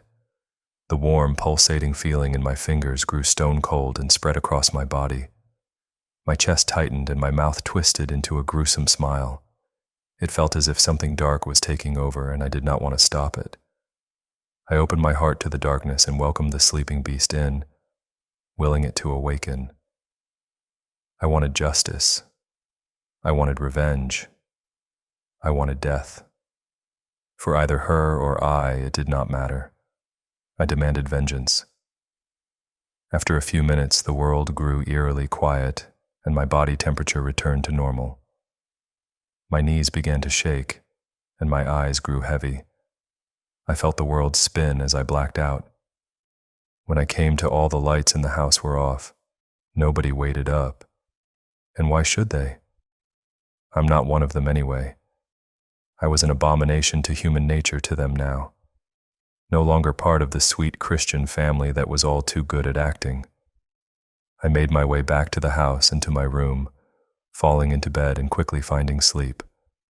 In my dream, I was back in the field looking up at the cloud-covered sky. Only this time it was looking back at me with two fierce golden eyes. It bellowed out in a voice like thunder, asking what I wished for. For me, there were two very simple things that I wanted: justice and protection.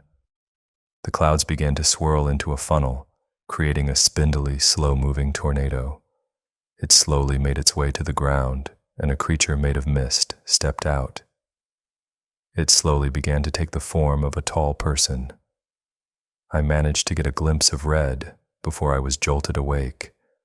I could hear my sister crying in the kitchen.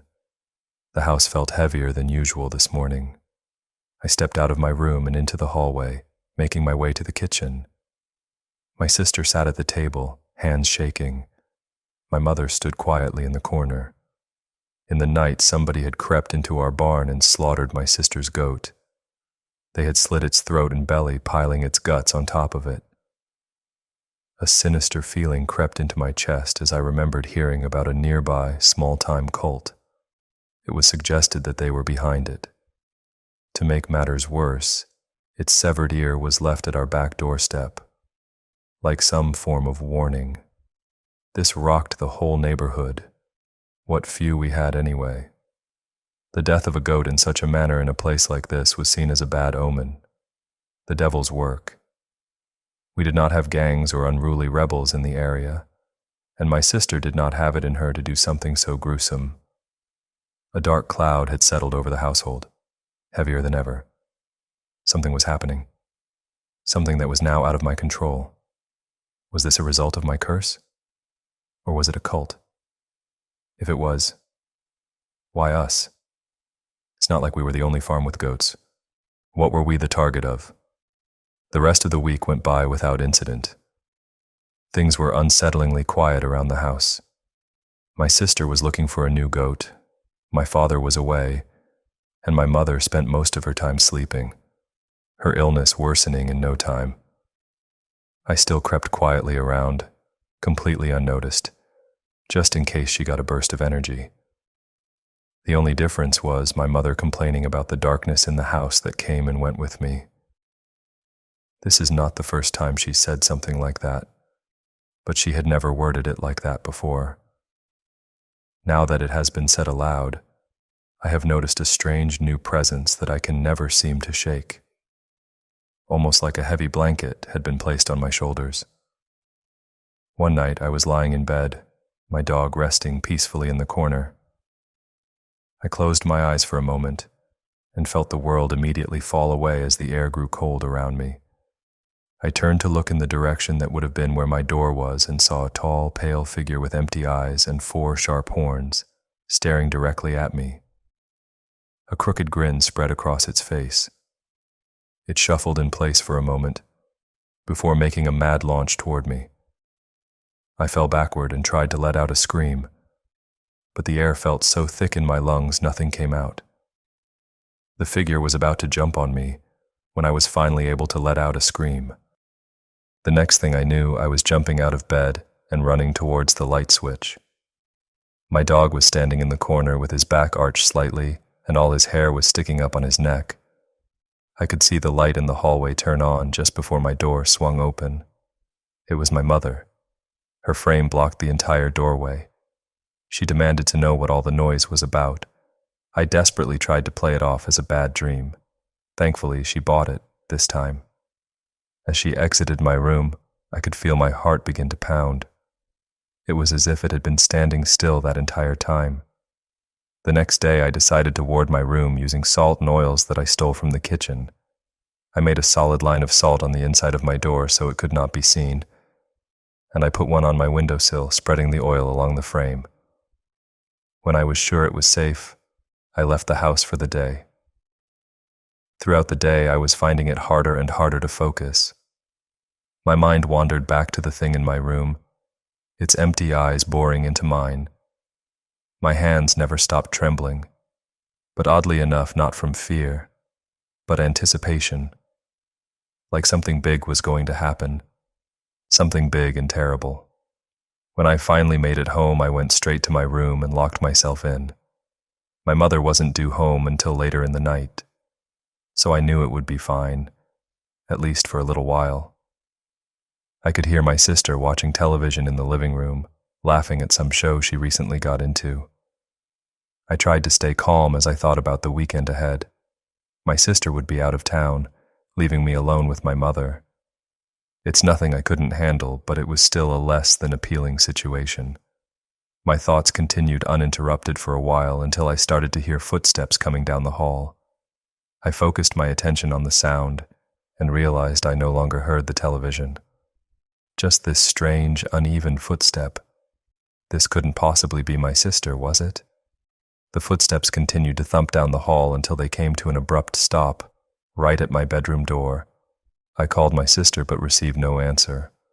I called my mother and the results were the same. I felt a chill go down my spine as I looked between my door and the floor. To my shock and horror, I saw not my sister's feet, not my mother's, but a pair of black, fur-covered hooves. They paced back and forth in front of my door for what seemed like an eternity, but all I could do was sit, frozen in shock or fear. I couldn't really tell you. Then, mid-step, the hooves vanished, and an uneasiness washed over me.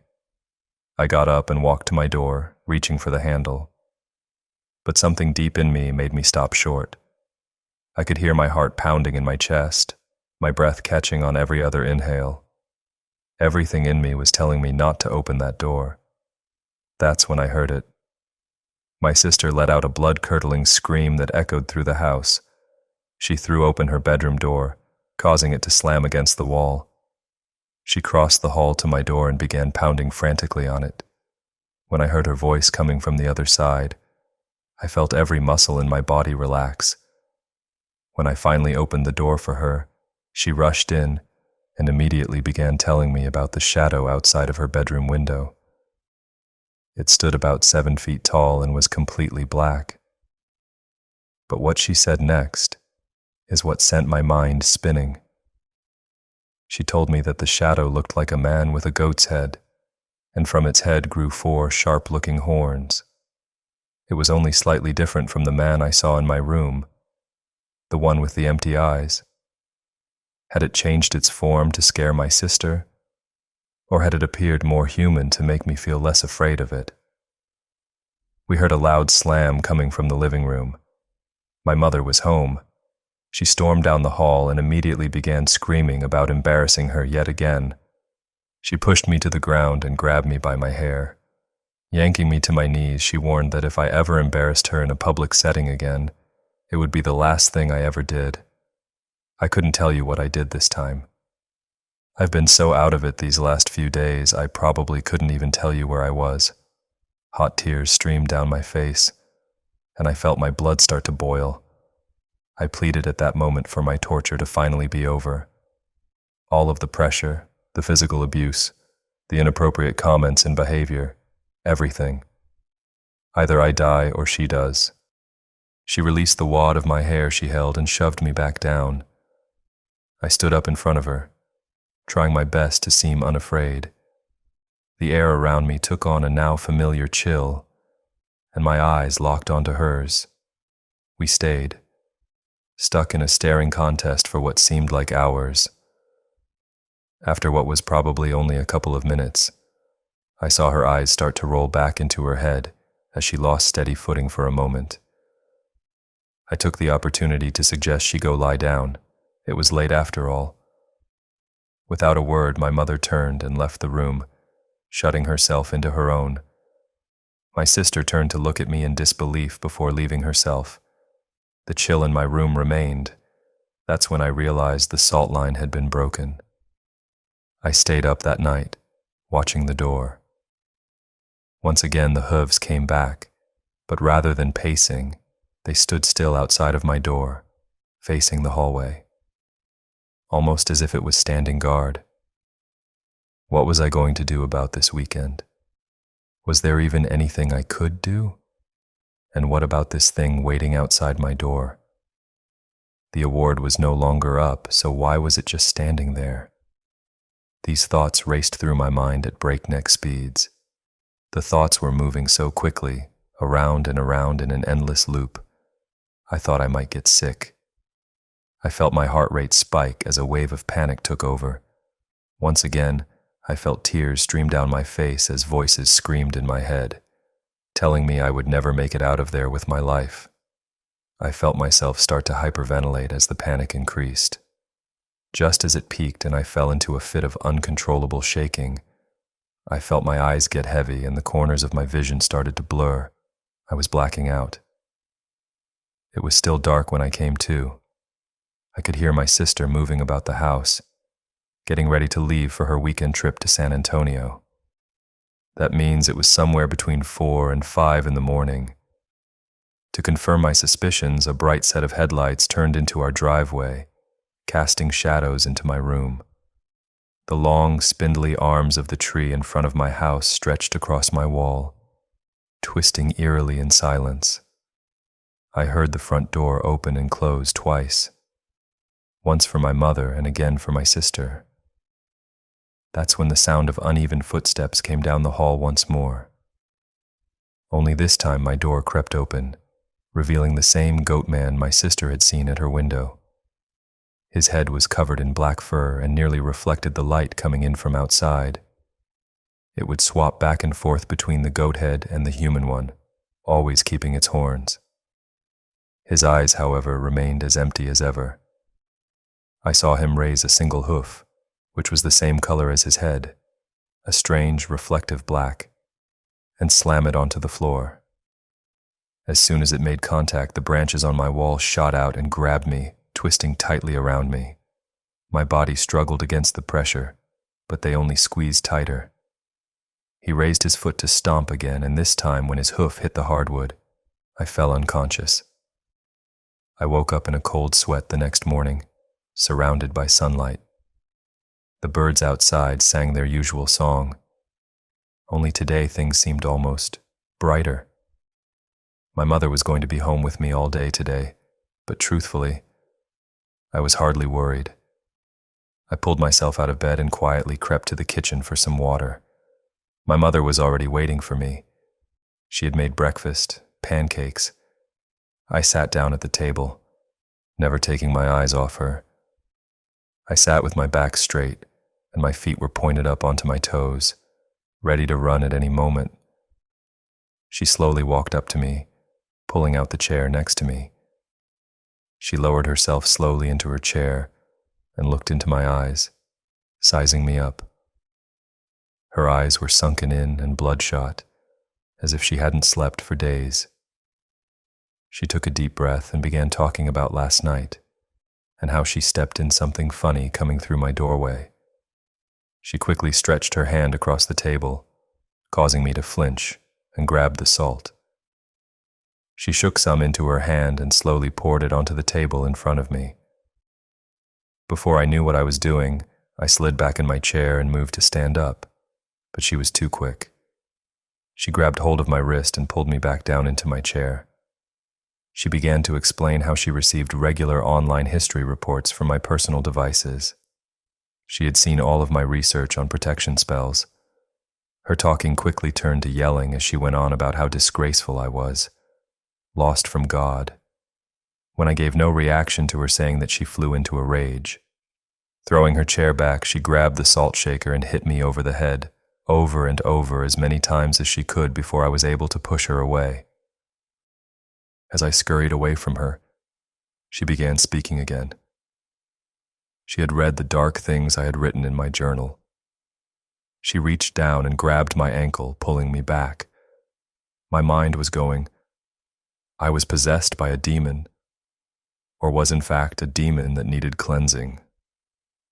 As she said this, she pressed her foot into my back, putting all of her body weight into it until my spine cracked. This time I couldn't help but let out a scream. This only excited her more. Reaching down, she grabbed my shoulder and flipped me around, sitting down across my waist. I brought my hands up to cover my face, but she grabbed them again, twisting them out of the way, causing tears to form in my eyes. I couldn't let her see me cry. She bent down and sunk her teeth into my eyebrow. I could feel a small trickle of blood drip down as she pressed even harder, laughing as I squirmed under her. I cried out in pain, knowing nobody could hear me, or even cared for that matter. She slammed my wrists into the floor above my head.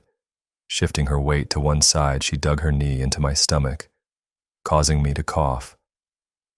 She called me a disgusting disease and spit in my face, telling me I deserved to be put down like the animal I was. She pressed harder into my stomach, restricting my breathing to a large degree. I struggled underneath her, desperate to free myself. I looked to the side of me, desperate for anything that may save me. There was nothing. As my vision started to blur, I couldn't help but think that this was where my life was going to end, on my living room floor. Who really knows how she would do it? I just hoped it would be fast. I could feel myself getting lightheaded as she let go of one wrist to grab my throat. Strangulation. She explained that I was such a high suicide risk, nobody would have trouble believing I had taken my own life. Thankfully, she was so distracted by my throat she forgot about my free hand. With every ounce of strength left in me, I reached up and grabbed a fistful of her hair and yanked it above my head as far as I could reach. This caused her knee to ease up just enough for me to wiggle free. She screamed in pain and anger, not used to having somebody fight back. I pulled her head closer to me and smashed mine into hers with everything I had. Her eyes rolled and she loosened her grip around my neck for just a moment, but it was long enough for me to break free. I wiped the blood from my eyelid and stood up as much as I possibly could, gasping for air as I did. Before I could make it out of the house, she was standing up again, her head tilted back, looking blankly at the ceiling. I took a few steps back as she picked up a belt she had stored away and slowly walked towards me, her breathing heavy and uneven. She took a couple more paces and lunged, swinging the belt like a madman, striking me across the chest and face. I reached behind me but found only pancakes on paper plates. She was prepared from the moment I woke up. She was waiting until my sister was out of the house. No witnesses, no crime, just a grieving mother and a broken family. A perfect sob story. It was supposed to be a clean job, but once again I've made a mess of things. Now she would have to find a high cliff to explain the cuts and bruises. I swung my arms wildly as she came at me with another attack, managing to munch her once in the temple and again in the jaw. The shock of this sent her stumbling back, and without thinking, I made a mad dash to my room. Why? Because something deep in my gut was screaming for me to get there as soon as I could. I slammed the door behind me and locked it. I ran to the window and slid it open. I was working on the screws in the screen when I heard a banging on my door. Again, I had the feeling that I should stay far away from my door. That's when I heard it. A single loud thud followed by a shrill scream that must have come from my mother. Then everything was quiet. Ever so slowly, my door unlocked and opened with a moan. The sight that awaited me was horrific. My mother was there, hardly standing on her own, with a gaping hole in her stomach. And there, holding her up by the roots of her hair, blood dripping off one of its gruesome horns and down its too tall body, the goat man from my sister's window, the one from my hallucination. It stamped its hoof at me, staring me down. It was as if it was waiting for something. I let out a small cry, mostly in disbelief rather than fear. It stomped again, growing impatient. My mother sat there limply, whimpering and begging for mercy. I mustered every bit of courage I had and stepped forward toward her. How could she possibly speak of mercy after trying to kill me? I stood at the center of my room, not daring to get any closer. This thing, it was real, actually real, standing in my doorway, holding my mother up. It watched me closely, turning its head slightly to look me in the eyes. It felt as though this thing was reading my inner thoughts, reaching places in my subconscious I wasn't even aware of. Then its head morphed, and it appeared more human. It gave me that same crooked grin as last time, only now there was a more sinister meaning behind it. I felt my stomach sink as it raised its free hand and placed it on her shoulder. She let out a frightened whimper once more, and again pleaded for her life. What was happening? It seemed to stabilize her body on the ground before pulling up with what looked like no force at all. There was a horrifying ripping noise, followed by a loud pop. Blood splattered along my bedroom walls as this creature swiftly decapitated my mother and dropped her lifeless body on the ground. The moment her corpse touched the ground, it burst into flames. Was this really justice? I sat in horror, my knees buckling underneath me as I watched her body char. The fire started to spread down the hall and up my bedroom walls. The creature still stood there, engulfed in the flames, its head once again that of a goat.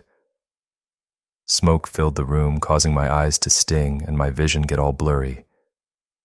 I had to get out. The fire roared toward the ceiling, and I knew it would come down at any moment. Smoke started to fill my lungs as it all tried to escape from the window. I followed the smoke and felt around the wall until I found the window screen. My body must have entered fight or flight mode because I was able to kick the screen out after 3 tries. I fell through the window and looked back, seeing the creature still standing there over my dead mother, and I watched as it dematerialized right in front of me, but I couldn't shake the feeling that it wasn't actually gone. I stood up and ran to take cover in the woods. It wouldn't be long before fire rescue showed up, and when they find my mother's body, the authorities. I took cover in the woods. Having grown up in them, I took comfort in my knowledge of traversing this particular area. I could hear the sounds of sirens in the distance as I made my way down the near-invisible game trail, knowing it would lead me to water and then possibly a road somewhere if I followed it deep enough. But this was one trip I was willing to take. I needed to disappear. Maybe hitchhike to some place in the north. Anywhere but here. Years later, The papers would go on to call it the tragedy that rocked that entire town to its core. A mother decapitated and burnt to nearly nothing in her own home, and a daughter gone missing. Nobody would ever discover where she went. Some say she died of starvation.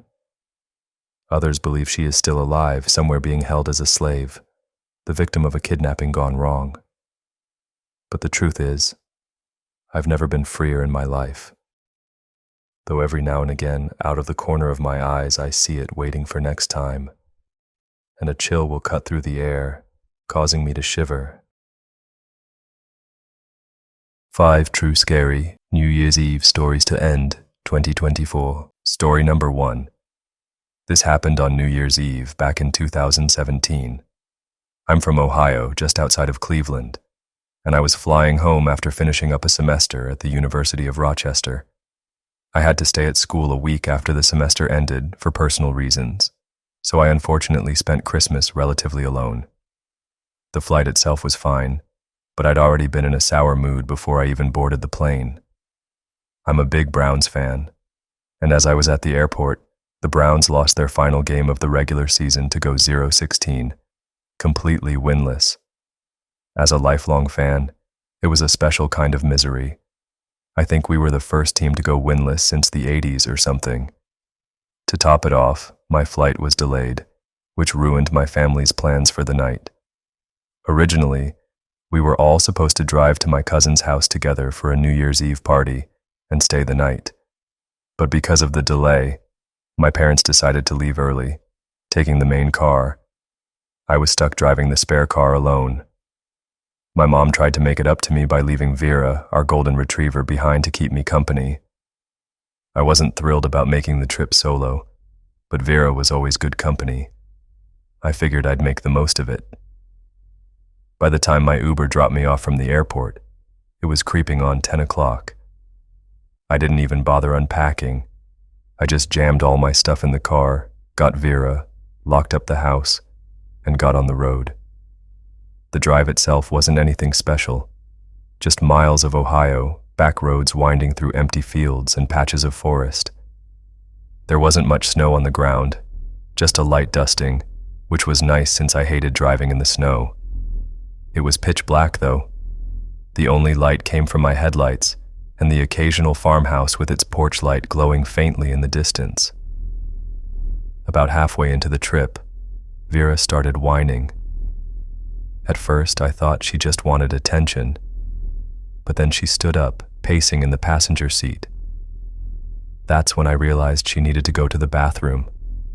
I groaned, knowing there wasn't much else I could do but pull over.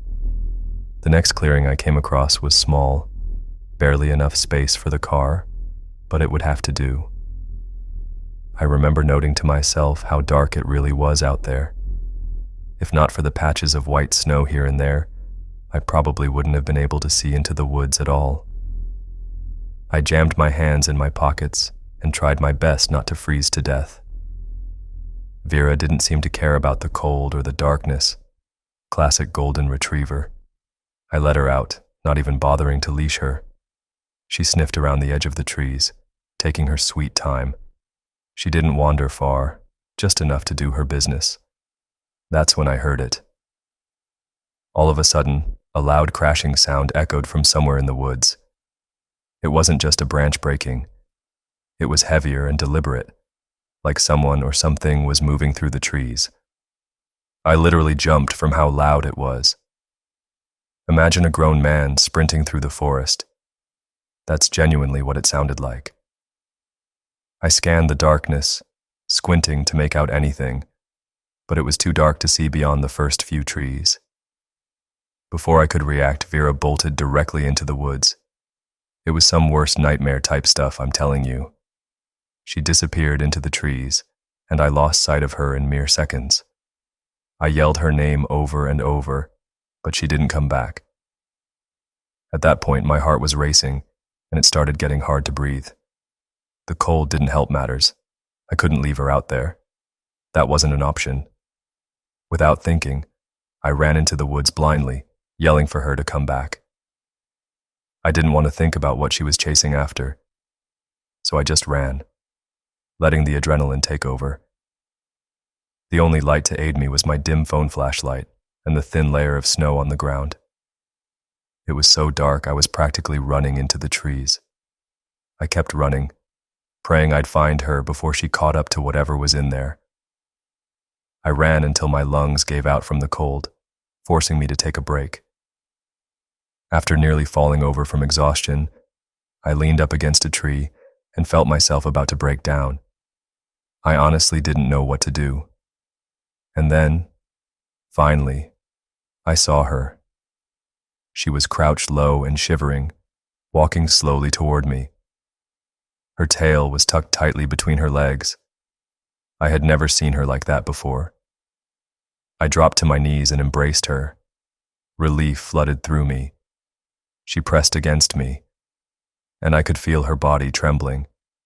Something had terrified her. That's when I snapped back to reality and realized how serious the situation was. We were still in the middle of the woods, and there was still something out there. I sprung up from my position and told Vera to follow me.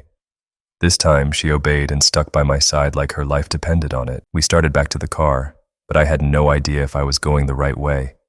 As if things weren't bad enough, I damn near jumped out of my skin when I heard crashing from behind me. I didn't think. I just started running. Vera darted ahead of me, and I followed her, praying I didn't trip. The crashing sound didn't stop this time.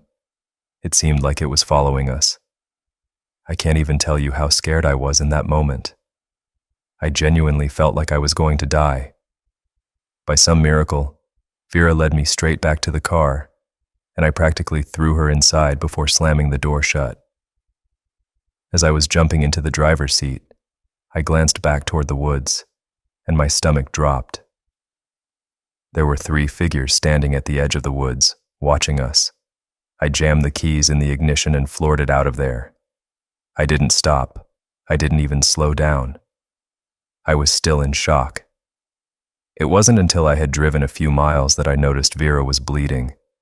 I started panicking as I realized there was a cut just below her shoulder blade. Someone had stabbed her.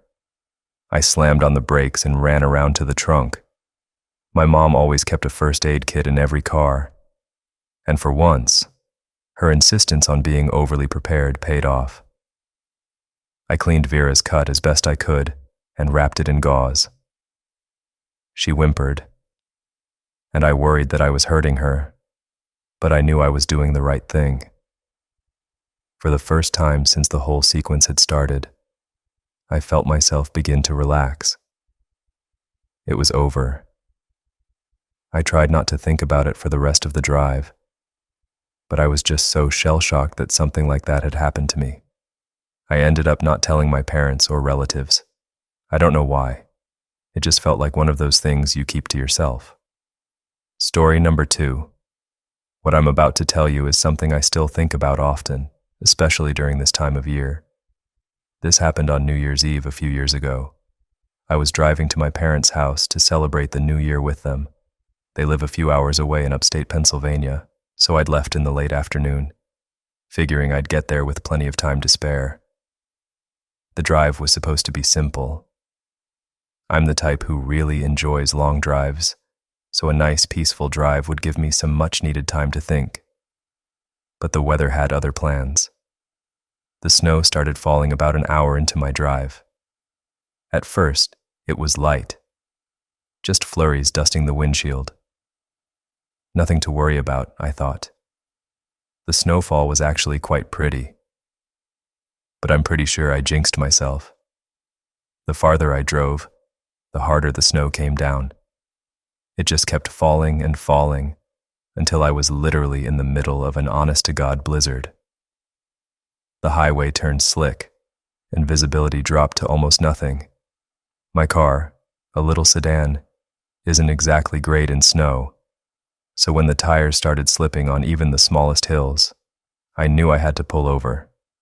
There was no point in risking my life. It was my own fault for not planning out the drive better. I found a spot on the shoulder, far enough off the road to avoid passing cars. Not that there were many. I texted my parents about my situation, and they seemed worried sick. I tried to reassure them that everything would be okay, but I honestly wasn't too sure about that myself. I figured I'd wait out the worst of the storm, hoping it would just ease up. But the snow didn't let up. In fact, it only seemed to get worse from that point. It just kept coming, piling up around the car and on the road ahead. After an hour or so, it became clear I wasn't going anywhere that night. My dad offered to try and get out to me, but I told him that was a death wish. I told them that if the snow didn't let up, I'd call the police, which he begrudgingly accepted as a decent solution. I really didn't want to call the police, and I didn't have either, so that wasn't an option. I told myself the storm would have to let up eventually, and I decided that if it didn't by the time I got tired, I'd call the police. The thought of spending the night in the car made me uneasy. I didn't want to run out of gas trying to keep warm, and I was worried about killing the battery if I kept the lights or heat on too long. I sat there, turning the engine on and off every so often, trying to conserve what I could. The wind howled outside. I was starting to feel the weight of the isolation when I looked at my rearview mirror and saw headlights cutting through the storm from behind me. I literally wanted to jump for joy. A snowplow pulled up beside me. I was saved. I rolled down the window as the driver leaned out of his. He was an older guy, maybe in his late 50s. He looked nice. He was wearing a thick jacket and had a black knit hat that was pulled down over his ears. I remember thinking his face was really wrinkly, if that makes sense.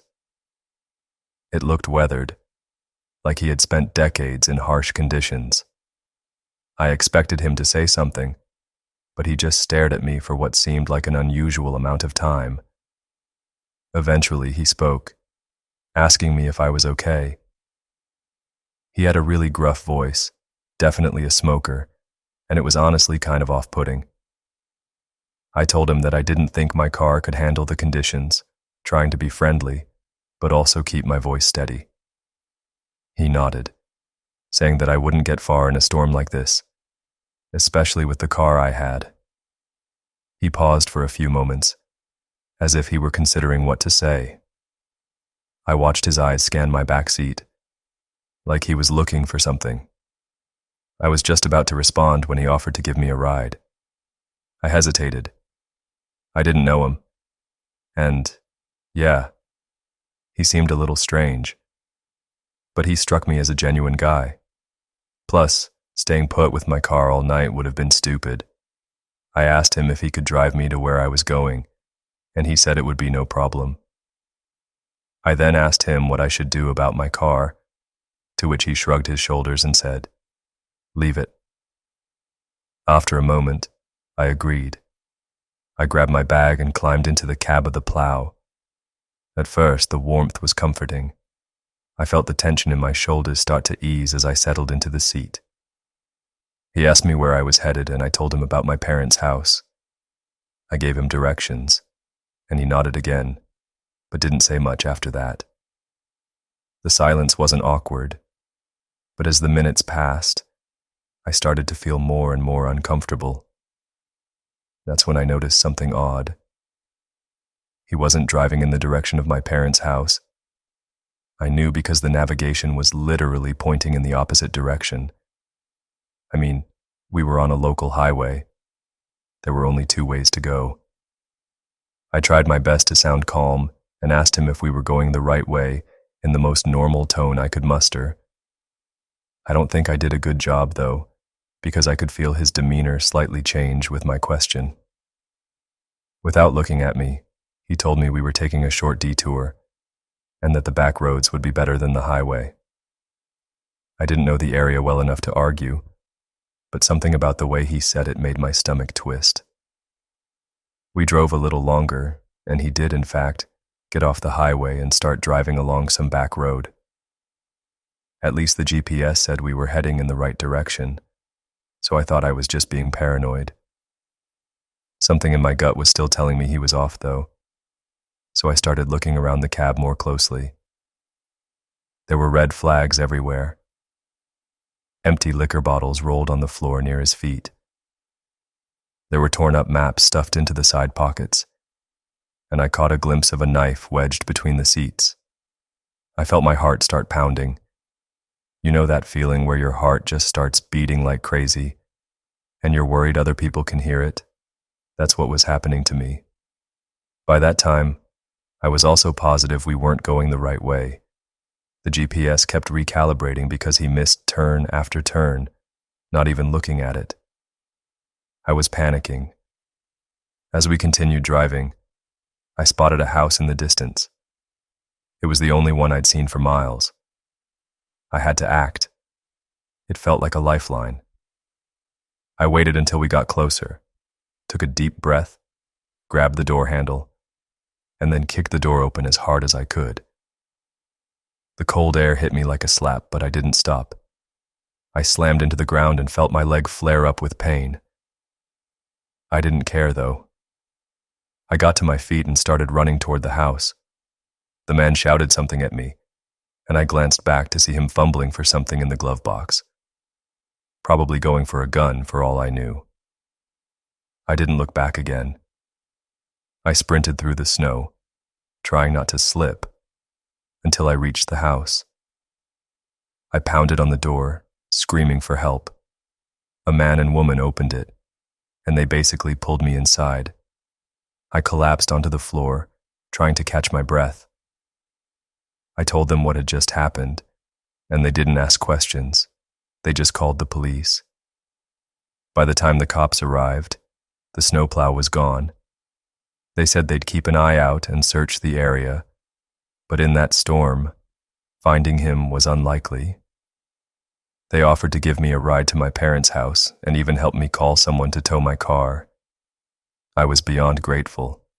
My dad was furious once he found out, and I haven't driven in the snow since. I always think about what might have happened had I not jumped out of the car when I did. Now to the next story. Story number 3. I've never been one for parties. Even in college, I got sick of the whole going out culture pretty quickly. I found that I always had more fun doing something meaningful with a few close friends.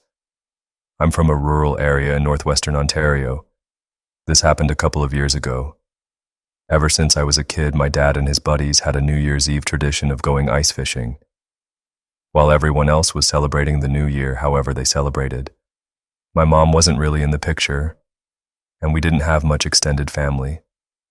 So I grew up spending New Year's Eve on a frozen lake in the frigid cold with my dad, his brother, and my dad's friends. My dad isn't around anymore, and my brother moved to Chicago a number of years ago, but I still try to go ice fishing as much as possible, especially as a way to celebrate New Year's Eve. I'm not really sure why. I just feel like I have some kind of obligation to keep the tradition going. My 2 best friends, Nate and Trevor, are pretty rugged guys themselves. You know the type. Those burly, lumberjack-looking dudes who seem more in touch with the wilderness than society. That's honestly how I'd describe myself too. Anyway, the 3 of us tried to keep the tradition alive as best we could, which was great because spending New Year's Eve alone would be depressing as hell. Nate was the one driving that day. His truck was perfect for the job. Big tires, 4-wheel drive, and enough room in the back for all of our gear. We packed everything we needed: rods, tip-ups, bait, a sled to haul everything, and a small pop-up shelter to shield us from the worst of the cold. The forecast predicted a clear night. But in Ontario, you never trust the weather reports entirely. We were prepared for anything, or at least we thought we were. The lake we were heading to wasn't a well-known spot, and that's what we loved about it. It was tucked away, surrounded by thick trees, with a surface that stayed frozen solid even in the milder parts of winter. It wasn't a place you'd stumble across unless you knew exactly where to look. As Nate navigated the snowy back roads, the excitement started to build. There's something about the quiet stillness of ice fishing. Just you, your friends, and the promise of the catch. It definitely beats drinking beer after beer at some random bar. As we pulled up to park near the trailhead, I noticed someone standing nearby. He was a few yards away, bundled up in heavy winter gear, but something about him didn't feel right. He wasn't moving, just standing there, staring at our truck. At first, I thought maybe he was just a fellow angler sizing us up, but then I saw him glance down at his phone, then back at us, then back at his phone again. For some reason, it didn't feel casual. I don't really know how to explain it. It just felt off. I muttered to my friends that the guy was creeping me out. The two of them looked up. Trevor shrugged his shoulders, and Nate nodded, but didn't say anything. We were about to start unloading when the man suddenly rushed toward us, waving his arms wildly. I rolled the window down to hear what he was saying. He started screaming that we needed to come help him immediately, and that his buddy had just fallen through the ice. He pointed at his phone, saying the other guy they were with had just told him. He sounded frantic, and his desperation was definitely real. Without even thinking, Trevor opened his door, and then we were all out, following the man as he took off down the trail toward the lake. We didn't stop to grab anything, not even our coats. The urgency in his voice was enough to override any second thoughts. The man was practically sprinting, and we had to jog to keep up. As we got closer to the lake, I started to notice something that didn't sit right. He wasn't leading us to the usual fishing spots.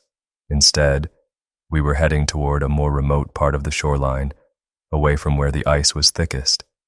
I was about to stop following, but it was too late. They appeared in view before we could do anything. 2 more men standing near the edge of the lake. They weren't dressed for fishing and they weren't moving. They were just standing there waiting. I glanced down at their hands. They were both armed. My blood ran cold. One of them yelled at us to stop right there as we approached. He raised his gun and pointed it directly at me. I honestly can't describe the feeling you get when someone points a gun at you. I hope no one ever has to experience what I felt that day.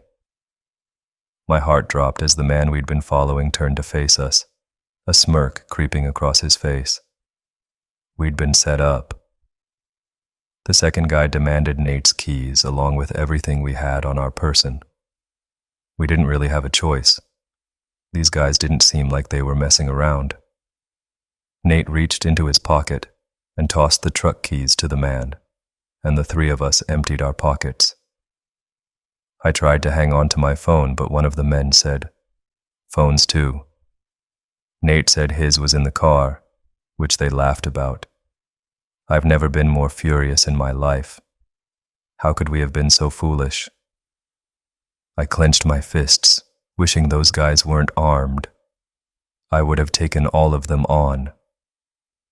Within moments, they grabbed everything and walked us back up the path at gunpoint. Then, one of the men sped off in Nate's car, while the other 2 backed away into the woods, presumably to their own vehicle. I debated following them, but I figured that wouldn't be much help. We stood there for a moment, shivering, before Nate pulled out his phone. I knew he had lied about it being in the car. I honestly don't know what we would have done had he not thought quickly on his feet. Somehow, we still had service. He called the police, explaining everything as clearly as he could. The dispatcher told us to stay put, and we huddled together for warmth as we waited for help to arrive. I was still so unbelievably angry. Nate was the worst, though. He kept kicking nearby trees and cursing at the top of his lungs. There was nothing Trevor or I could do to calm him down. The whole thing had happened so fast. I was honestly still processing it all. Why the hell would there be people out in the middle of nowhere on New Year's Eve of all days? It didn't make any sense. I'll skip all the boring details.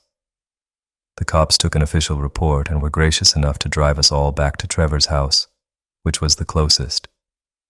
As you might expect, Nate's car was never located, and those people were never caught. The 3 of us still can't believe what happened. Trevor thinks we just stumbled into the wrong people at the wrong time, that they weren't planning on robbing us, but we just so happened to be the perfect targets. I think that's possible, but it still feels so unlikely. Who just springs a trap on some random people in the spur of the moment? But it also wouldn't make sense for them to be waiting for us at such a secluded spot. They had no guarantee anyone would show up. I really have no idea what to make of this whole incident. Now to the next story. Story number 4. After moving to the dorms for college, I started drinking a lot more than I did in high school. It changed me. During winter break, I came back home to my parents' house to spend the holidays with my family. New Year's was just becoming a holiday that I looked forward to since it entailed a lot of partying with other people my age. It was New Year's Eve night. My parents were out at a friend's party. I had my 2 best friends over. I'll call them Jim and Steve. That was really our hometown squad back then. We didn't have that many other friends that liked to go out. I had them over to drink and hang out while we figured out our plans for the night. Jim, apparently, was talking to this girl who invited him to a party across town. She told him that we could come too, so that was our plan. We downed a few shots of rum, then polished off a few cans of beer each. We were all pretty drunk. Jim called an Uber to the address the girl gave him, and we all split it 3 ways. Jim said he never met this girl, but they matched on Tinder a week ago, and she was really pretty and seemed cool based on her texting style. The Uber driver pulled us up in front of some storage-looking building. This was apparently the address. We were confused. Jim read the address over, and we all confirmed on our phones that this building was what came up under the address. Before allowing the Uber driver to leave, Jim confirmed with the girl he was talking to that it was, in fact, this building, and not a house. Almost instantly, she texted back confirming this, so we all got out of the Uber. The car slowly disappeared down the street. We made jokes about not really wanting to go in and calling the Uber to come back, but ultimately we ended up just going in. We looked for an entryway, and it seemed there was a small door left open with a big guy standing by it. We approached him and asked if this was the party. He nodded his head and pointed into the doorway without saying a word. Pretty sketchy. We walked into this very dark, narrow hallway, following a lone ceiling light hanging at the end of the hall. We were getting closer to the sound of loud, rumbling music. At the end of the hall, we found the opening to what I guess was supposed to be the party floor. It wasn't nearly as big on the inside as the outside. It was very dark, the only lighting coming from a couple of cheap-looking strobe light machines. There wasn't a huge crowd, maybe 20 to 30 people sprawled out throughout the area. No one was really dancing. Everyone was kind of standing in their own little circles. A lot of people were just sitting in chairs by themselves, kind of eyeing us down. The weirdest and most off-putting thing of all, though, we didn't see any females. The music was very loud and hard to talk over, so we moved to a corner further from the speakers and the crowds. I yelled at Jim to call that girl and ask her where she was. She texted back, saying she was in the back section just beyond the double doors. She told us to meet her there. This didn't sound right, and I told Jim that. He said we'd just take a peek back there and leave if she wasn't there. Jim led the way, following the directions from this girl. We went through these 2 doors held open by door stoppers into a dimly lit, narrow hall with a bunch of doors. As we walked, someone quickly appeared from one of the rooms and whispered something in Jim's ear. Jim kept saying, "What?" looking very confused. Then he turned to us and waved his hand, saying, "Let's just get out of here." We didn't question it. As we walked back through that little main dance hall, I could tell we were getting looked at again. Some big guy at one of the doors tried stopping us for whatever reason. We just walked through him and back down the hall we came through. We noticed he was following us, and finally Jim yelled, "Run!" and started sprinting down the hall. That's when I knew stuff was real. We followed, and the guy behind us yelled at the top of his lungs, "Yo, stop them!" Probably to the guy standing at the entry door. He didn't really make an effort to stop us, though, when we ran back out the front door. We ran out of the little parking lot into the closest main road, where we called an Uber again. Jim explained that the dude in the hall whispered in his ear to get out of there before midnight, as they were going to trap everyone in there. Jim didn't ask any more questions. He basically just told us to haul ass out. This led us to believe that girl Jim was talking to didn't exist. It was just some kind of trap to lure unsuspecting victims into whatever was about to go down in that building that night. We made an anonymous police report that something was going down in there that night, and that it should be investigated and shut down. We spent midnight on that New Year sitting in my living room by ourselves. We never found out what transpired in that warehouse. Now to the last story, story number 5. It was New Year's Eve of 2016. My girlfriend and I were hosting a party in my condo. I invited about 30 people and said they could bring whoever they wanted as long as they were respectful of my place. As we were setting things up for the party, we kept losing things, and then finding them back in the same place a few minutes later. Like the TV remote, her bag, or just anything we seemed to need at the moment. We thought we were just imagining it, but it kept happening over and over. We figured it was the two of us just accidentally moving stuff without the other knowing. Our guests started pouring in around 9 to 10, which was when we told everyone to arrive. Since my friends would be bringing friends, I positioned some of my surveillance cameras in rooms with valuables, such as the living room and the bedrooms. By the time everyone was over, things were still kind of disappearing. At one point, I wanted to show my friends my new pair of shoes that my girlfriend got me for Christmas, and I couldn't find them. Even stranger, my window was left open in my bedroom. Albeit it was a party, and I had to assume my girlfriend or some of the guests had to do with some of this stuff, it started getting weird. Nevertheless, the condo was crowded, and I didn't have much time to be worrying about this stuff. I told myself I'd check the surveillance footage after the party, or, if things persisted, I'd check it during the party.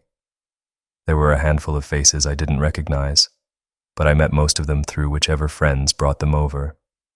That time of the night, that people either can't wait for or dread, finally came, and we all started to gather around the TV to watch the ball drop in Times Square. I looked around the room and noticed some tall guy in a black trench coat facing the wall opposite the TV. He was looking down at the couch doing something. I was about to ask my friend Alan if he knew who that was, but everyone started counting down. So I turned my attention to that and joined in. Everyone yelled, "Happy New Year," and all that. Anyone who came as a couple got their New Year's kiss. When everyone settled down a bit, I realized that tall guy wasn't in the room anymore.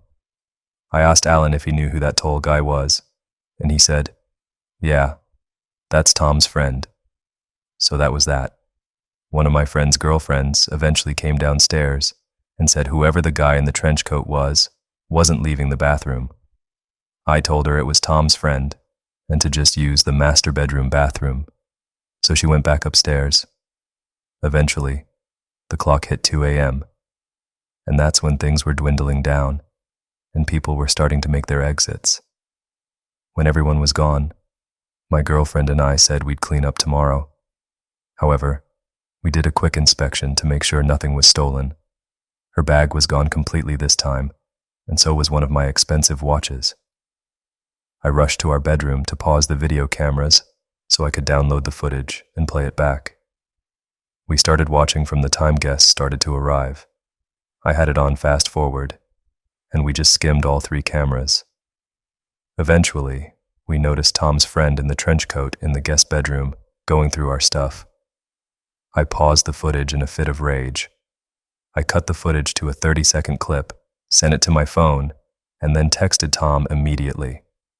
I said, Your friend stole stuff from my apartment, bro. He texted back, dude, no way. What do you mean? Then I sent him the footage. A minute later, he texted back, who the hell is that? I don't know who that is. I wrote back, I was told that was your friend. Once again, he said, dude, I don't know that guy. My girlfriend and I got nervous now, so I went on a texting spree, texting all of my friends who came and asking if they knew that person. From everyone who was still awake, we got a bunch of no's. We went to finish the video footage, following the guy in the trench coat. He made his way into our bedroom, opened the door, then started dropping some of our belongings out the window, including my girlfriend's bag. I felt like the room was spinning, and my heart was in my throat. Then the man in the video quickly turned around, as if he heard someone coming up the stairs, and he crawled under the bed. We sped through the rest of the video footage, but he never got out from under the bed that we were currently sitting on, using the laptop. I saw the fear in my girlfriend's eyes and her temptation to scream, but I covered her mouth with my hand and whispered in her ear, "Run on the count of 3. But she couldn't help it. She let out a cry, so I had to yell at her to just run out of the room. I pushed her off the bed and followed close behind. I took a look under the bed before slamming the door shut, and I saw him down there, under the bed. We made eye contact.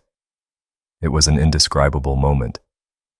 We called the cops in the kitchen, both grabbing big kitchen knives. The police made it to my condo in like 3 minutes, but by that time, the intruder was gone, and our bedroom window was once again open.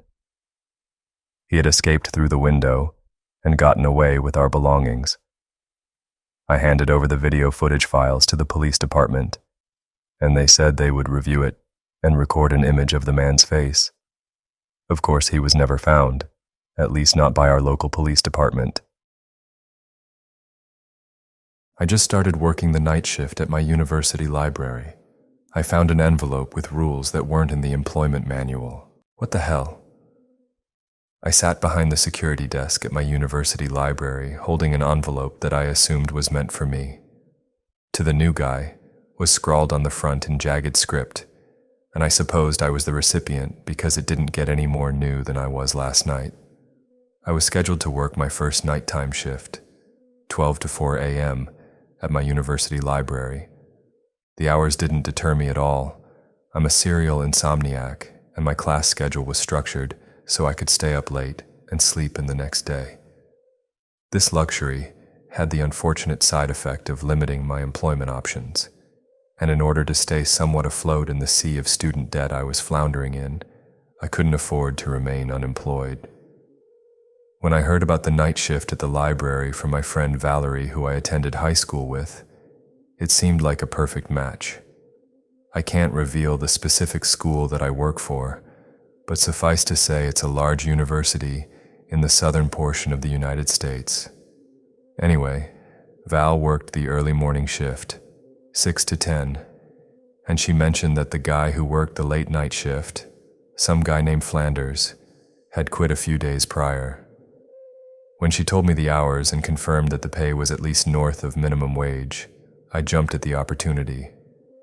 After spending a week slogging through the 3 departments you have to send paperwork to in order to become an official university employee, my bank account was in desperate need of that first payday. So anyway, last night was my inaugural shift, and it being a Friday night, the library was expectedly dead at midnight when I relieved my new colleague Tori from her post. The employment manuals I was required to read had prepared me extensively for what was by all indications going to be a mundane 4 hours.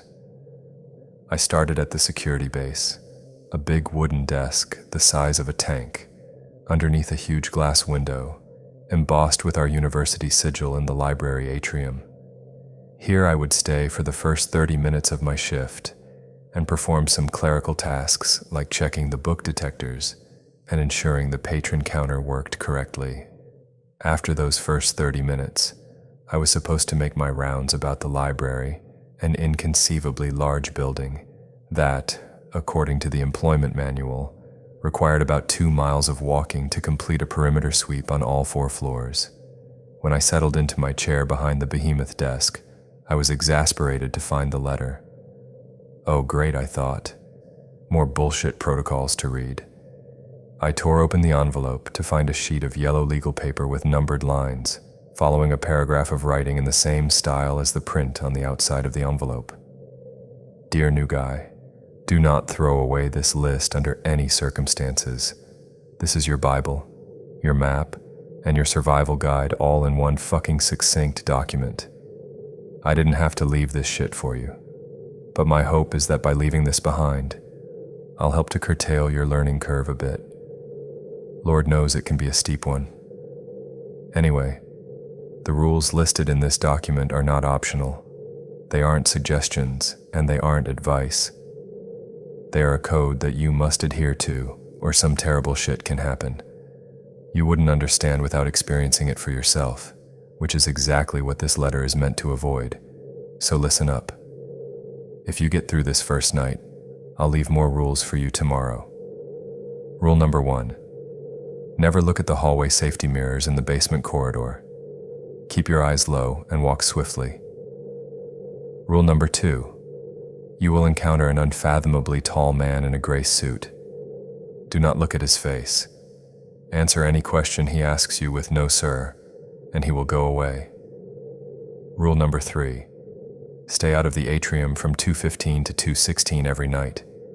It's better if you don't see it. Rule number 4. You will hear some horrible fucking sounds from study room 219J on occasion. Don't ever open the door. Rule number 5. Always walk beside the bookshelves in the west portion of the 4th floor, never between them. Rule number 6. If you hear tapping coming from the glass window behind you at the security desk, do not turn around. Rule number 7. At 12:15, you'll see a heavy man in a tweed suit hurry past you clutching his briefcase. When you see him walk past you, tell him, "Today is not the day, friend." He'll look relieved, nod, and walk out of the library. If he gets up the stairs, you're already too late. I was so caught up in reading the letter that I had forgotten to check the student ID of the person who had just rushed by the security desk. I remembered the protocol with a jolt and looked up to call out to the offending student just in time to watch a man, clad in a tweed suit, clear the stairs and slip out of sight onto the library floor. "Oh fuck," I blurted out. The heavy man in the tweed suit had just been lost from view, now on the 2nd floor of the library. I didn't know for sure if these rules were legit or some dumbass prank on the new guy, but the specificity of the letter and its urgent tone wasn't lost on me. I slipped out from behind the security desk and started up the stairs after the tweed-clad mystery man. I didn't mention in my previous letter, but the library is closed from 1 to 6 a.m. to students of the university, and really anyone besides me for that matter. I knew there were a few Chinese exchange students milling around the 3rd floor, but I didn't see anyone on the 2nd floor earlier as I was walking in. That should make a portly gentleman in an all-tweed suit stick out like a sore thumb, I reasoned. But as I peered over the stairs, expecting some unsettling visual, nothing seemed out of the ordinary. These jackasses are fucking with me, I thought, but it can't hurt to check around for the dude. After all, the employment manual made it clear that the library was closed to the general public at 10 p.m., and anyone wishing to gain entry to the library after that time needed to present a valid student ID. And this dude didn't exactly fit the typical demographic. The 2nd floor is mostly comprised of open space. Computer labs, printer stations, and study desks littered the floor plan. But there was a section of bookshelves in the northeast corner. It's our government original document section, and incidentally, one of the more expensive collections at the library. Since I didn't see the man anywhere in the exposed vicinity, I was left to assume that he had taken refuge in the book stacks. I groaned and started walking that direction. When I approached, I heard some shuffling coming from behind one of the book stacks that sounded like a mini tornado was ripping through paper. I whipped around the corner and saw the man yanking books and sheets of paper off of the shelves and frantically flipping through them. "Hey, what the fuck, man?" I yelled at him. In an instant, he wheeled around to face me, face red and eyes crazy with thick droplets of sweat trickling off of his cheeks. He looked like a wild animal backed into a corner. "Oh shit, Stay the fuck back," the man screamed at me as he thrust his briefcase in my direction. "Oh, come on, dude, are you going to beat my ass with a briefcase?" I asked, laughing. I'm 6 feet 5 inches and well north of 220, and this guy couldn't have been over 5 feet 2 inches. I was starting to get annoyed that he was throwing a wrench into my first night on the job. The guy looked at me incredulously for a moment and said, "Oh shit, right," and cracked open his briefcase, reached inside and withdrew a small, compact black revolver. "Oh," I said stupidly. 15 minutes into this fucking shift at a library, and already I was held at gunpoint. "Look, man, just settle down for a second. No one needs to get hurt. Just put the gun down and tell me what you're looking for, and we'll find it together," I pleaded. "Fat fucking chance," the man sneered. "You bastards want to ruin my name. I won't have it, goddammit. If only I had a little more time." The man looked fraught with stress as he tightened his grip on the trigger and leveled it at me. I squeezed my eyes shut for what felt like a month and a half before peeking out again to see the man with the pistol at his side, head hung low. A wave of relief swept through me. "Okay, man, let me help you. We'll walk out of here together and figure this thing out." The man looked up at me, dejected, and met my eyes. "Oh no," he said. "There's only one way out." In one swift motion, he lifted the pistol to his right temple, exhaled and pulled the trigger. An eardrum-shattering bang bombarded my ears as the bullet ripped through his right temple and exploded out the left side of his head, coating the bookshelf to his left, in a thick sheet of crimson blood and pink flesh. His body hit the floor violently, and his hand released, its grip on the gun, and it scattered onto the floor. "Fuck," I screamed as I watched the carnage before me. The man lay there, impossible amounts of blood gushing from a softball-size hole in the side of his skull that soaked the mound of shredded documents that he collapsed on. I backed away shakily, transfixed on the scene in front of me. "Fuck is going on, dumb fuck?" A Chinese exchange student with a blue sweater vest approached me from my left, clearly furious. "No, stay back," I yelled at him. A few more steps and he would be within view of the bloody mess in the recesses of the bookshelves. "You dumbass loud as fuck while we study," he proclaimed as he stomped over and stood toe-to-toe with me. "Please, I need you to step back. A man just committed suicide. I need to call the police," I pleaded. He looked to the left where the gory events had unfolded seconds earlier and said, "Where the fuck he is?" in a rage. I looked over and, inexplicably, saw the government original document section in pristine condition. No sign of the Tweed man or any of his gray matter anywhere. You sick fuck. You make sick-ass joke and loud as fuck. Stay quiet or we call campus police." The exchange student spat and spun around, walking back to the stairs. I stood there stunned beyond belief, trying to grapple with what had just happened. I clearly saw the man nearly blow his head clean off, douse the books in his blood, and fall onto a mountain of shredded papers, but none of that was reflected in the current setup of the section. In a daze, with my hands trembling, I walked back to the stairs and descended to the security desk. I walked behind the desk, eyes wide in disbelief, and lowered myself into the desk chair and clutched the letter. It was clear that whatever I just experienced, someone else had experienced as well. I scrutinized the paper deeply. If I was getting through the rest of this fucking shift, I decided, I had to do everything this piece of paper said. I glanced over at the digital readout on the clock near the computer at the security desk. It read, 0041. About 20 minutes to go, until the straggling students would have to vacate the library and I would be left to my own devices for 3 hours. I scoured the paper, reading and rereading the rules. I had already violated number 7, but even though that experience was certainly jarring, it didn't appear to have created any lasting damage. I surveyed the government original document section at length and couldn't find any semblance of a clue that a man had just committed suicide. Maybe the author of the letter intended for me to start off my shift with an infraction.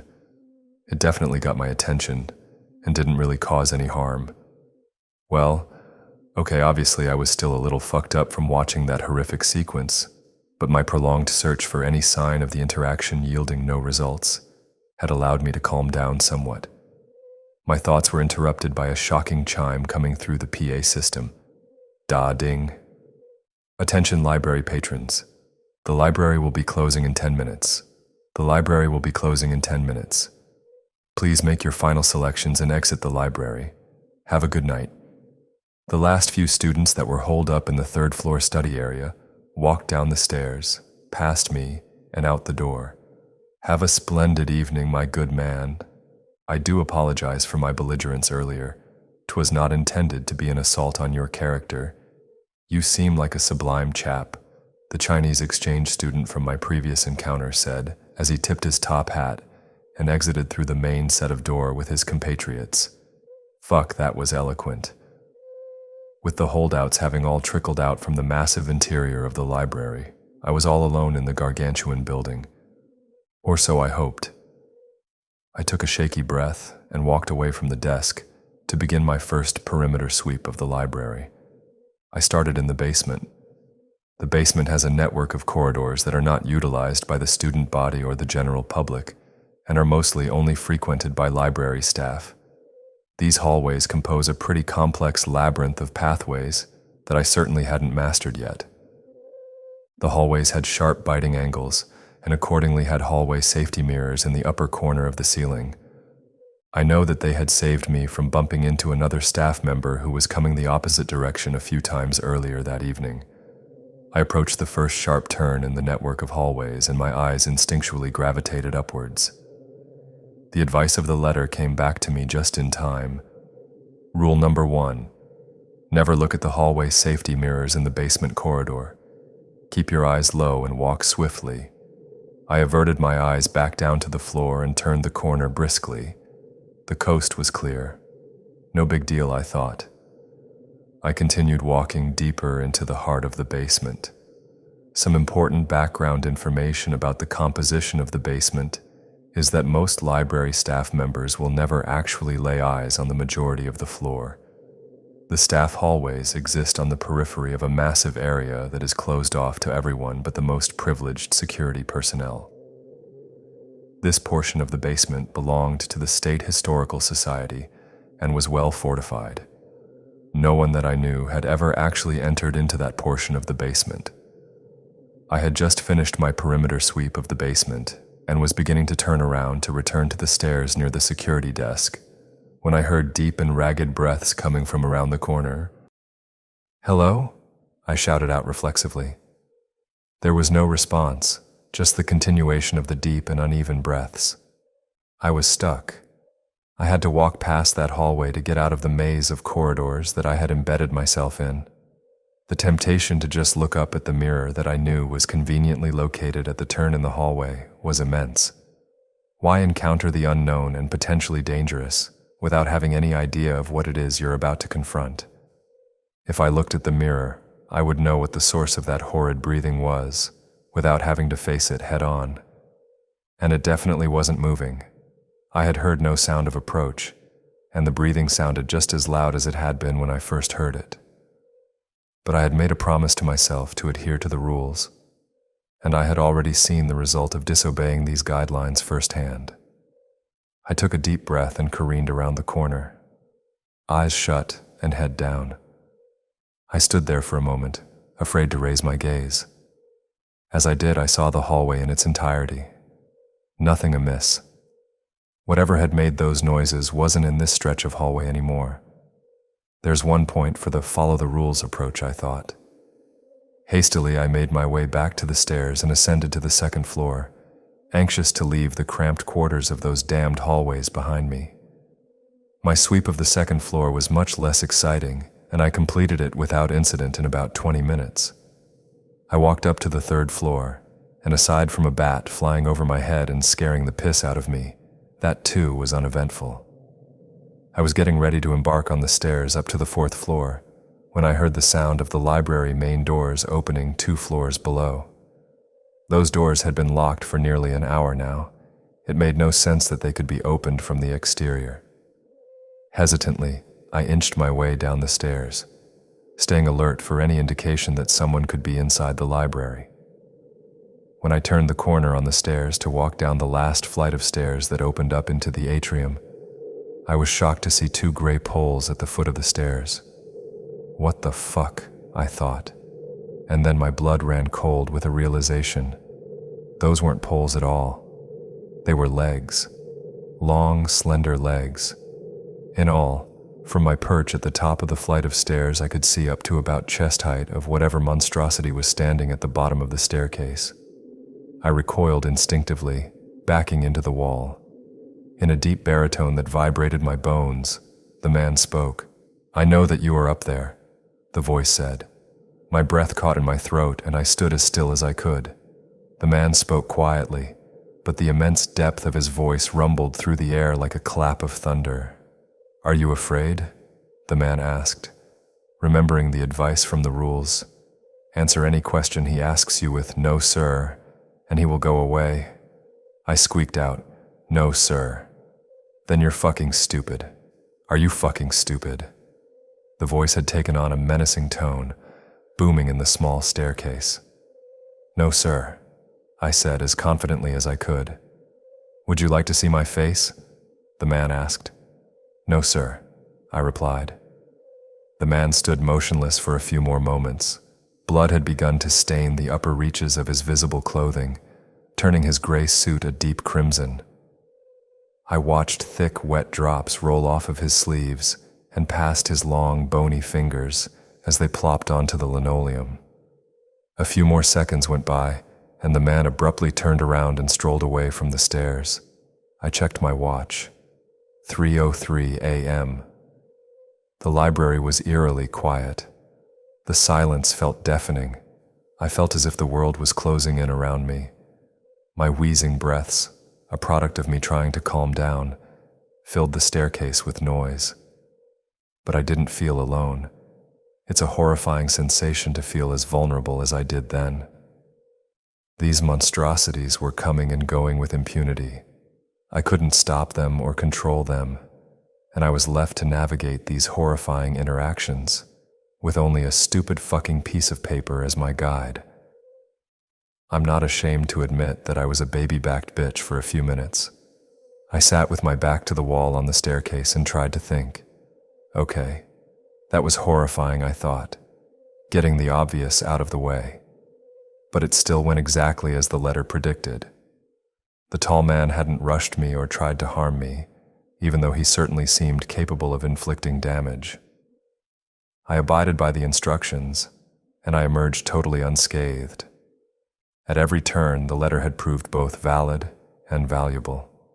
The information I received was clearly comprehensive and ostensibly accurate.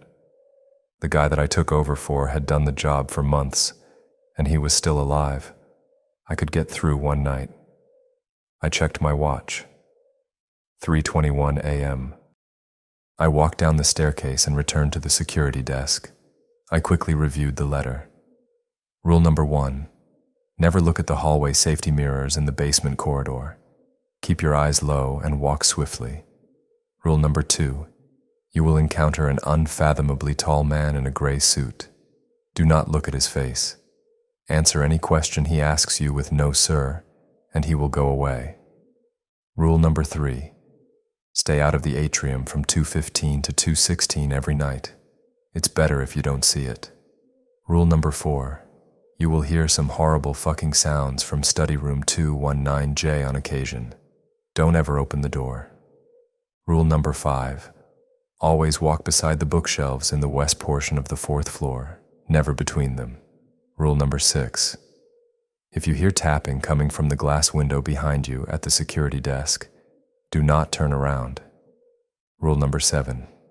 At 12:15, you'll see a heavy man in a tweed suit hurry past you clutching his briefcase. When you see him walk past you, tell him, "Today is not the day, friend." He'll look relieved, nod, and walk out of the library. If he gets up the stairs, you're already too late. I had already dealt with our tweed-clad pal, encountered knockoff Slender Man, and I had made sure I was in another location in the library, other than the atrium from 2:15 to 2:16, so that wasn't a concern. That left Rule 1, 4, 5, and 6 as threats still in play. Rule 1 seemed pretty easy. I already followed it successfully and stayed safe. Rule 4 seems straightforward enough. Just have to steer clear of the 2nd floor study rooms. Rule 5 would only be a concern when I entered the 4th floor, which only happened once a night for the security sweep, and I didn't need to enter the bookshelf aisles for any reason. Rule 6. My thoughts were interrupted by a faint ticking sound from behind me. I was initially puzzled. The only thing behind me was the glass window embossed with our university sigil. I thought it must have been a twig or something being blown into the window as it was extremely windy that night. I was turning around to investigate when I stopped just in time and recalled the contents of rule number 6, the very rule that I was interrupted while reading. Rule number 6. If you hear tapping coming from the glass window behind you at the security desk, do not turn around. I realized that what I thought was a twig was much more deliberate and sharp-sounding than a stray twig. It had increased in both frequency and volume to the point where it had to be performed by a person. It wasn't a twig I'd heard. It was the click of a fingernail on glass. Someone had to be standing inches behind me, right up against the window pane. The tapping, which had started out as slow and deliberate, had sped up and was clearly more forceful than it had been a moment ago. The tapping was almost frantic. It became difficult to distinguish one tap from another. "Fuck this," I said. I promptly stood up, walked around the side of the desk, and basically sprinted to the stairs, leaving whatever fucked up entity was tapping on the window in my dust. I laughed to myself when I was safely on the 2nd floor. I always wondered why the protagonist in horror movies didn't just walk away instead of lingering in the demon-possessed area, and here I'd gone and done it. Not so hard. I sat up in the 2nd floor commons and flipped through Tinder on my phone. I checked my watch. 3:53 a.m. Well, shit, I thought, relief beginning to wash over me. I survived the most whack library on planet Earth. Before leaving, I had to put my black, university-issued work polo in the employee garment cabinet downstairs. It was a bit of a walk, and I thought about just taking the polo with me, but I didn't want to end my first shift by breaking the library protocol. I sighed and strolled down the stairs, stealing a glance at the window behind the desk as I did. Totally normal. I was practically beaming with catharsis when I entered into the network of hallways, feet away from tossing my polo back in the cabinet and booking it home. When I came upon the first turn, my eyes naturally flitted up the wall, and my blood turned to ice. I had been so caught up in the promise of leaving the library that I had forgotten rule number 1. I froze, feet from the corner with my eyes transfixed on the hallway mirror. I couldn't believe my eyes. Staring back into the mirror, feet away from me on the other side of the wall, was a man. His skin was jet black, his clothes were in tatters, held together by a few threads.